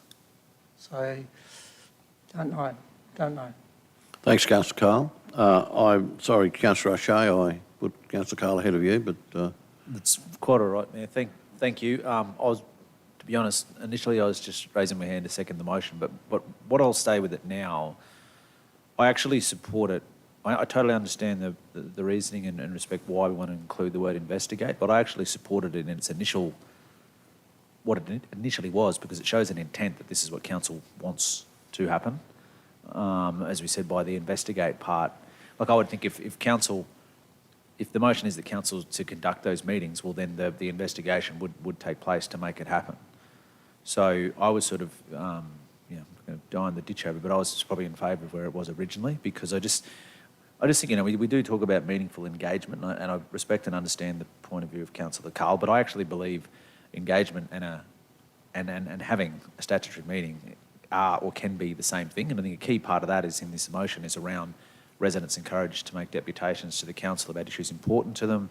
It's we can argue about the success or failures of the rotations, but I think this is just another opportunity to meaningfully engage, or try to look at a way to meaningfully engage with different communities. It has all of council in that particular community on that particular day. You're spending money in that community, you're spending time with people in that community, and it just might be another opportunity where we're making council more visible, and it's just more about providing another avenue or opportunity for people in these communities to be a part of something that the council's doing within their community. So, but as I said, yeah, I'm fully in favour of it, and I'm actually in favour of the initial proposal motion. Thank you. I've got Councillor McDonald and then Councillor Carroll-Taylor. Thanks, Councillor Mayor. McDonald. Well, thank you, Mayor. Pardon me. Thanks, Councillor O'Hara-Sullivan, for bringing this forward. And I guess, thankfully, we shouldn't speak too soon, but the past 2.25 years haven't really enabled us to even think about doing this, to be fair, in a community setting where we could do that. Let's have a look around the room where we are today sitting. So it would have been a challenge to do that in another format. I guess I'm picking up a little bit on both Councillor Summerfield, Councillor Carl, in their commentary, and wondered if I'm happy to foreshadow an alternate motion that perhaps could be considered and might cover off on all of those things that are discussed. And the purpose, as I see it, and correct me if I'm wrong, Councillor O'Hara-Sullivan, based on your wording, is to give confidence back into those regional communities that they are important and that council does care for them, and to also make them fully aware that elected representatives are indeed reachable, in the words of unreachable, reachable. And I think if that is the case, I do have concerns, but I don't want to go to solutions at the moment, because the motion that perhaps Kirsten might put up there is foreshadowed may well cover that when we come back in September if it goes through that way. But I do take on some of the commentary that Councillor Carl has said, and certainly the CEO in regard to, and particularly at an ordinary meeting perspective, and the variables that are attached to an ordinary meeting would make it a challenge for a deputation. And therefore, going to those communities, you wouldn't want to restrict the deputations, because ultimately, if you're there, you want to listen to them. But I also think there's another element in this, and it's something that councillors haven't had really the opportunity. Certainly, portfolio leads and chairs have had this opportunity to a certain degree, is to actually go out and see our infrastructure.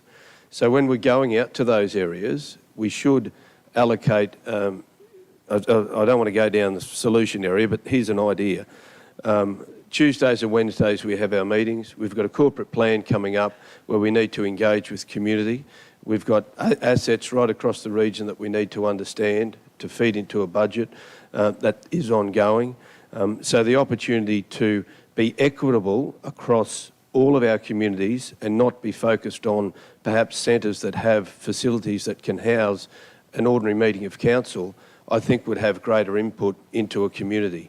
So you're not forgetting places like Cecil Plains and other smaller townships that you may not necessarily have an ordinary meeting of council. So I do think there's great value in this, and I support the fact that we should do it.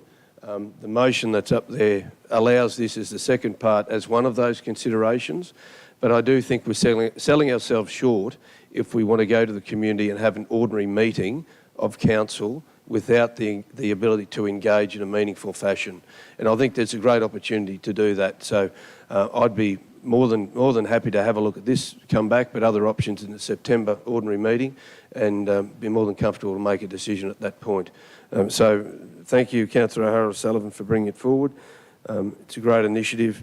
I just think we need to have a look at how it can be most effective to reach the purpose that you're after and we're all after. Thanks, Councillor McDonald. Councillor Carroll-Taylor. Thank you, Mr Mayor. Through you, I was one of those sitting around the table too. Look at all the people here. Look at all the people in our gallery here. Regardless of the best of intention, this is not going to bring people to our meeting, and this is something very controversial. And if there's something very controversial, then people will come, regardless. How are you going to go to Greenmount? That whole area at Greenmount's been neglected, so that even the air conditioning doesn't work. So some places are far more loved, I suppose, by our council than others are. And we wouldn't even fit and keep a metre in the Greenmount chamber as well as the Pittsworth chamber. So, we have to think about that too. So if you're going to take them out there, you wouldn't be necessarily going to the council chambers. I agree with Councillor Bill. As much as I love the region, the best way to know and what's happening in the region is get to the region's events that they have and have ordinary people, ordinary conversations with ordinary people. We know what infrastructure, if you're going to have a tour of infrastructure, you're going to have to take human capacity out of what it's already doing to get the agenda together, to organise, to get people around and go and have a look at it. I think that the reason this is put here is probably the right thing. I don't think it's the right way to connect with the rural community. And what about if you've got consultants coming from Brisbane that have to present at, say, Millmerran or Clifton or something else? You're just adding an extra layer of complexity to that, and we do have those people here from time to time. Today we had Zeta with 2 people underneath, so that's 3 people from that portfolio. And if you were having an ordinary meeting out there, you would have to have more because, well, you just would, and that's what happened last time. We had more of council than we had of people, and that was when everything was really fresh after amalgamation and people were more willing to become involved, whereas now we've got televised. And I actually, I'm not against, connecting with the regions. I've always been one to do that, but I don't think this is the way to do it, and I think it's going to cause a lot more, need a lot of capacity to put anything meaningful into place, and you will only get the people who are against something or actually want something. You won't get ordinary people that are interested in it. I'm sorry, but I can't support it. If I did support it, consider would be the way, because, I mean, it's been done. There was a reason it was dropped, and we found ourselves chasing our tail. No one was there to watch. And regardless of all the pretty words and the best sentiments in the world, you can't make people come to things. And that's been around a while, and I can tell you that's how it'll be. Thanks, Councillor Taylor. Councillor Tim McMahon. Yeah, Chair, thanks. I appreciate we're not in debate and this is question time, so I'll frame it. And I did put my hand up to speak before Councillor McDonald foreshadowed this, just to say that unless information can be given, I probably don't have enough information that I need to know to sign off on this today. I think that when we look at where we sit here around this table with all the microphones and the spread out and everything, I've been to most of the other old town halls around Toowoomba region, and they've got a fair few storage boxes in them. They're closed chambers like the one upstairs that we don't even sit in. And in the back corner of our current chambers is a whole heap of high-tech gear that's designed to get the live streaming and the public interaction and the microphones and all of that working. I would love to know the cost of duplicating that in the 7 or 8 different town halls. An idea, perhaps, if we have a development application meeting, a special meeting with a development application from a regional part of Toowoomba region, maybe we could have that meeting in the town hall where it's closest to. I think that's something I'd like to look at, but probably the CEO answered the question. This gear that we all talk through and just, kind of works, is it a matter of ripping up Brendan and all of that down there and putting that in a car, or to the CEO the logistics of doing that, in a morning before a general meeting? I suppose I'd just like to run by you. Thanks very much, Tim. Any other comments around that? I was asking the CEO, sorry. Oh. Sorry, Carol.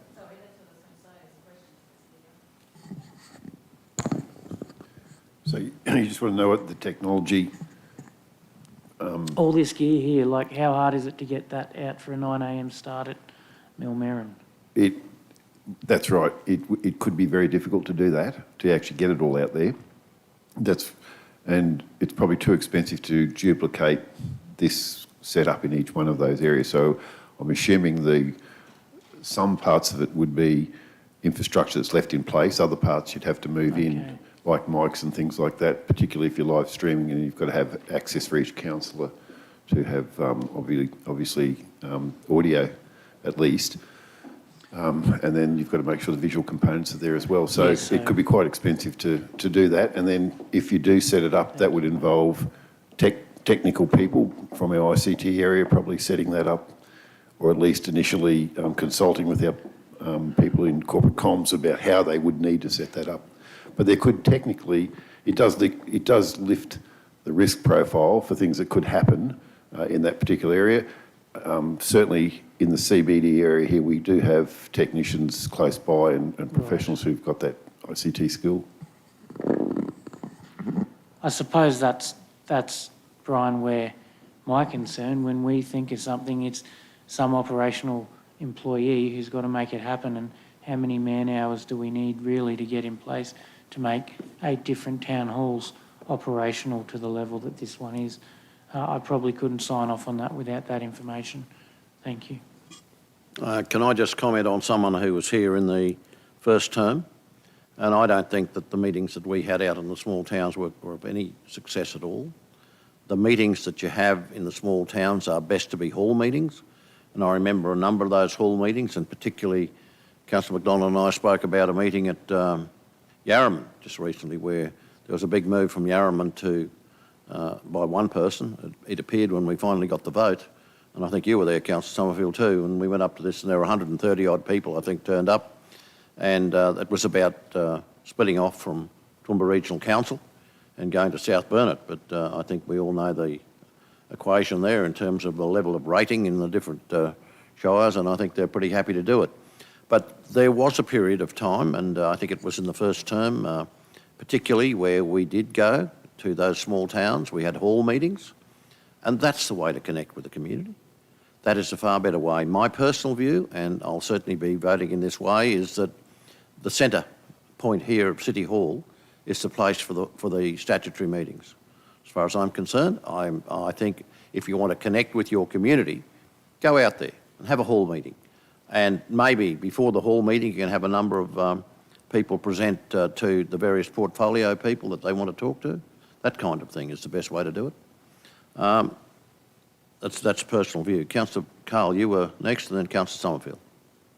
Yeah, thanks, Chair. Look, on an engagement front, Brian, before I forget about it, can I, through you, Chair, as a suggestion, the deputations, now that we are online, now that meetings are televised, could we look at the possibility of having a number of these centres with a facility for a deputation to be actually put to council online, and can we advertise that as well? That community groups and organisations throughout the region can actually book an appointment, a deputation, and actually Skype in rather than have to make the trek in here. I mean, that's the two-way street that we have. They can actually do that. And if we provide in some of the centres across the region that facility, it's simply I'm not the expert on that, don't propose to be, but it would be a far less involved exercise for the people giving the deputation and for council to provide a room with a monitor and a speaker and dial into a meeting. For that matter, we're doing it every day. I did it yesterday on my mobile phone, Skyped into a meeting. So. There is the ability they could do that on their personal devices, but you may recall post-amalgamation, we actually set up those facilities in all of those regional centres so that the community, because at that point there was some issues raised in those areas that they couldn't talk to senior staff or it was difficult for them to talk to senior staff. So we went through the exercise of setting up those facilities in each one of our service centres. They got very, very minimal use, but my understanding is that they're still there and would still be available for that purpose. I'm just looking at different ways of promoting how people can connect with their council. Yeah. Councillor Somerville. Thank you, Chair. I'd just firstly like to say that those of you that get to enjoy what I now see as a luxury infrastructure tours, I do enjoy them because as someone who's been in the water and waste portfolio since 2012 and who enjoyed regular infrastructure tours and seeing what's happening on the ground in my portfolio, I didn't really appreciate it until it was taken away. And I'm very disappointed that I continue to not be given infrastructure tours. Even though there's been multiple requests, it's been denied of the water and waste portfolio councillors. Having said that, and having listened to the discussions that are taking place around the table, I really can't help but think that, and I do like Councillor Jeff's motion, I can't help but think that maybe we could actually do a councillors' meeting, and probably similar to what you're talking about, Councillor Paul, and that is that, say on a Friday morning we all went out to, once a quarter or whatever, we all went out to a particular town. It wouldn't have to be live streamed because it's not a statutory meeting. So maybe something along those lines could be considered as well, that people could come along, that we set it up as a meeting so it doesn't become a town hall yell at us fest, which is what happens with general town hall meetings. We all know that. I'm pretty sure most of us around this table have experienced those town hall meetings where we just become targets. But proper delegations to us that could be had, I think I'd like to see that considered as part of point 1 in Councillor Jeff's motion if it gets up. I do think that would be worthy of consideration as it would require less infrastructure, less costs involved, that we would just actually turn up out there without the need for support staff. Perhaps Brian might want to come, I don't know. He might delegate. But I think that would be an option that we could consider as well. I do think it's good to have this discussion and flesh out an outcome that means that we are out in the region as a combined team. I think that would be a good outcome for us to do that, not only from the residents' perspective, but I think also as a team ourselves working together out in the region. I think that would be a good outcome for us as well. So I think there's a lot on offer for us to discuss. And once again, I do thank Councillor Megan for bringing it forward. Thanks, Councillor Summerfield. Before I introduce Councillor Carol Taylor, it was my intention to have hall meetings on a regular basis this term. But of course, COVID has been active from day one, and I think that probably it wouldn't be a bad consideration in the not too distant future, depending on how this pans out. I'll hand over now to Councillor Carroll. Thank you, Mr Mayor. I really appreciate the opportunity. I'm not against infrastructure tours.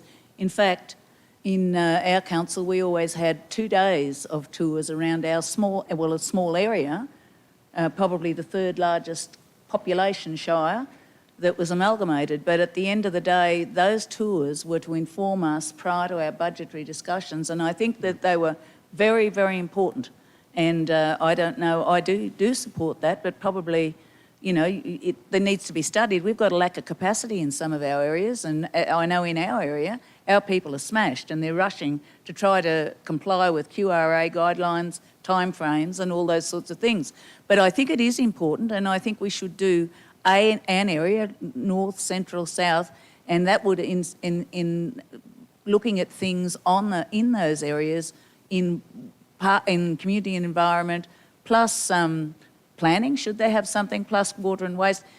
Councillor Melissa and I do have tours with ISG. We always have. We have 3 or 4 a year, looking at what's coming up and what might be, and so that you've got a visual on those things. I think it's important to have a visual, so I'm certainly not against that. I just think that as far as doing it in place of a meeting like this is not, that comes back to,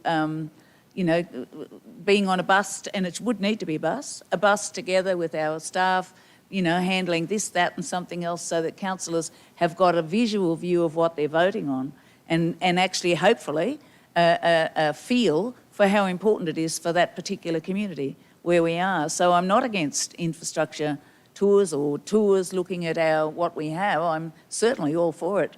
And we used to do it every year. 2 days we used to do.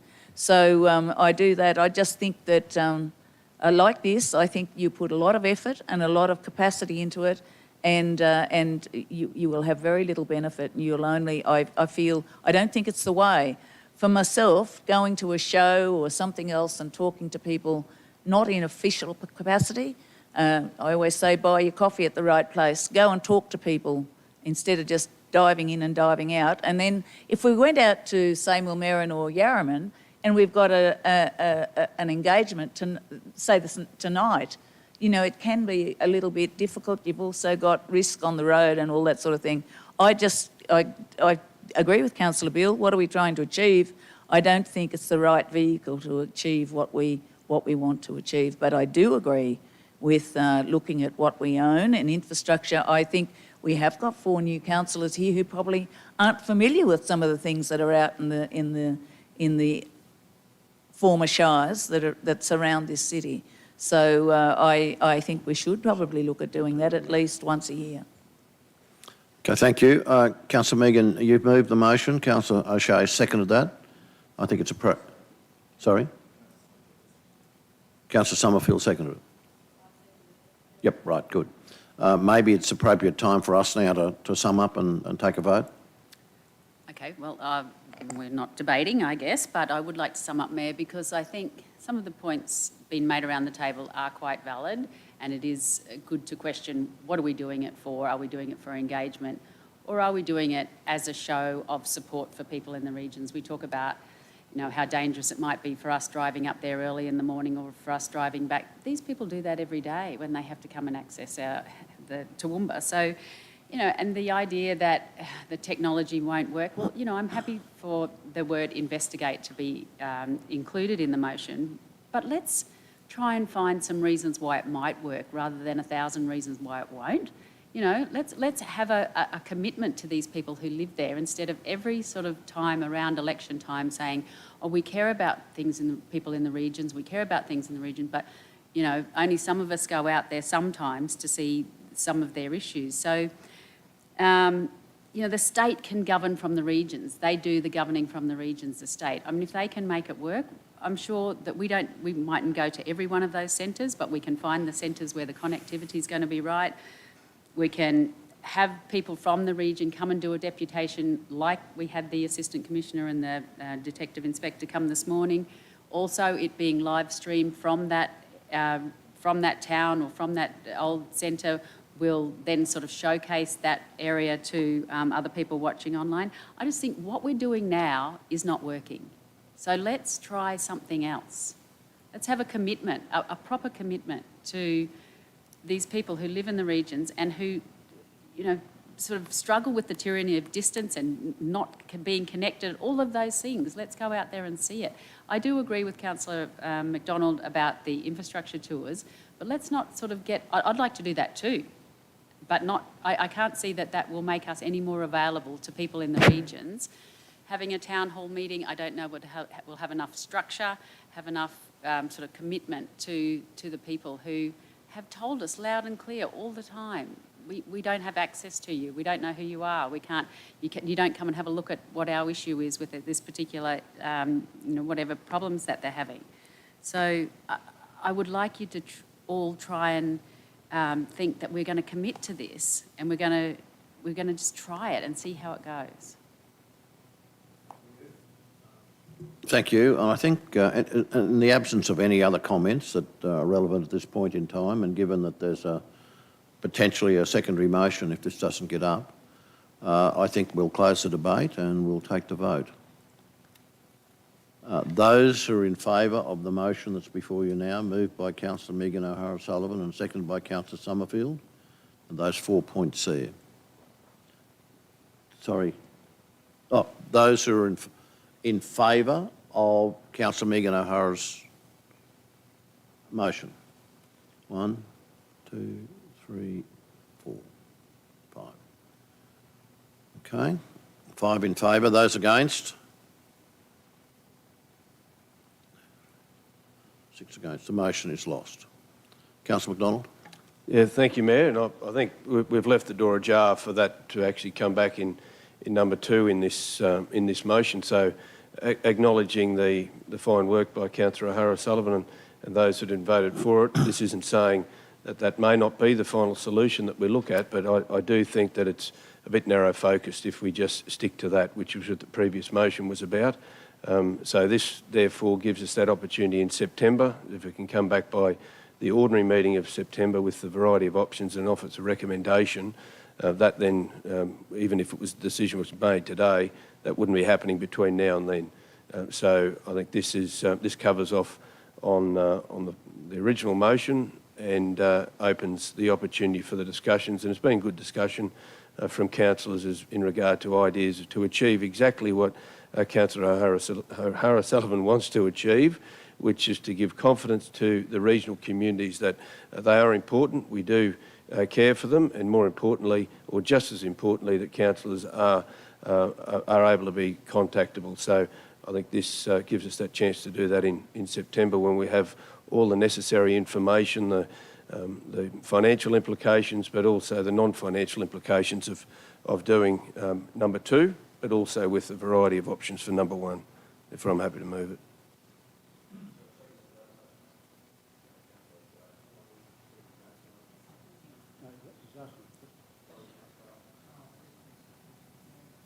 I just wanted to ask a question. Question. May I ask a question? May I ask a question, Chair? No, I haven't. No, I haven't. No, I would like to ask a question, I'll second it. if that's all right. Thanks, Mayor. I just want to understand, so what we're putting in number 1 there, so we're going to do a report. Who's doing the report? And I mean, we're making a decision on a report to be brought back to council in a month without the team here that would have to do the work, which is the community development, I'm assuming, because if we're talking about just, you know, like, I mean, I'm just saying if we're putting that exact date on it, we don't actually know if it's achievable. I'm quite happy to talk to that if you like. Not to put the manager for communications and stakeholder engagement in the mix here, but I had spoken to Kylie this morning about this motion and sought her feeling on which area it would actually sit in, and it would actually cover off more than just community development. For those areas, it would actually cover off a whole lot of areas. That's why it was important for the motion not to be specific about one area. Carriage of motions is undertaken by the operational team, by the CEO, and the CEO then has delegation across the organisation, and I see no different to this motion. Okay, well, I'll direct my question to the CEO. Is that achievable? I would think, answering off the top of my head, that primary carriage of this would be through corporate communications and engagement area, but they would have to consult with the community development area as well in relation to working up the options and the recommendation that would fall out of that. So that would be facilitated through Kylie Delrain's area. And it'll be a tight time frame to get if that's the second part of your question you're concerned about, it would be a very tight time frame to get those explored to maybe to the degree that council would require by September. It may not be possible, but and I don't even know if Kylie could answer that off the top of her head either at this point in time. But that's a very tight timeline. It may be, if we can't get to that point, we may have to come back and ask for some more time. Yeah, well, I'm quite happy to make it October if that's the risk. But I'm also conscious of the urgency that Councillor O'Hara-Sullivan brought on this, and you know, that's the balance. So if Kylie gives me some eye contact around the 20th of September as being overly ambitious, then that's a yes, is it? Overly ambitious?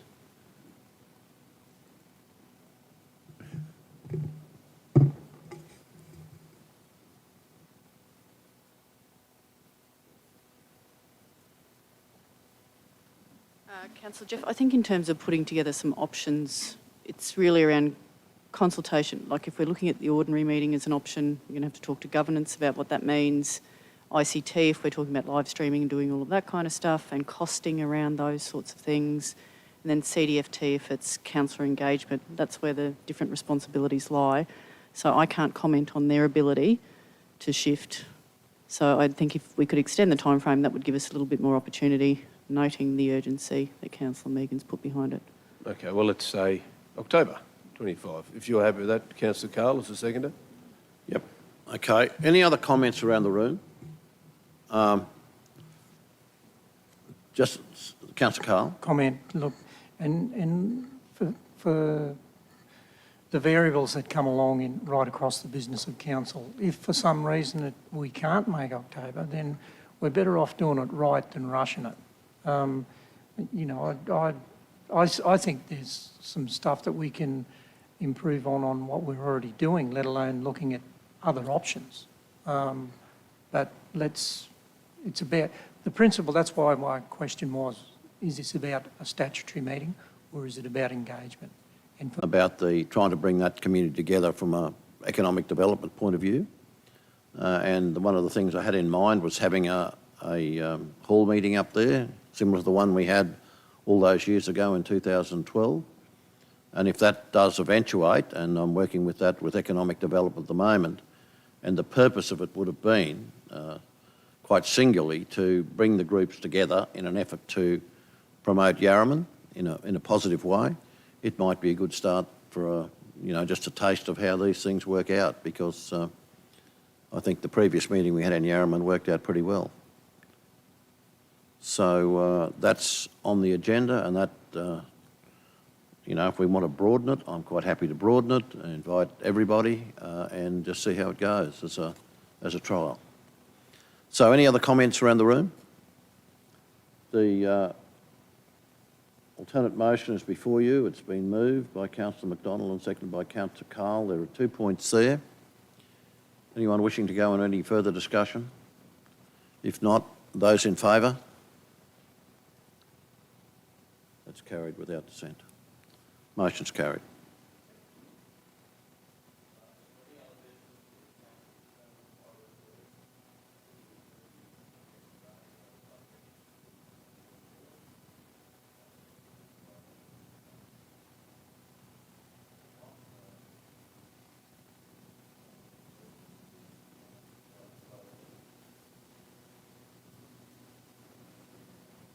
Sorry, Councillor Carr. Would someone move that we go into closed session? Councillor Carroll and Councillor Rebecca. Those in favour? Carried.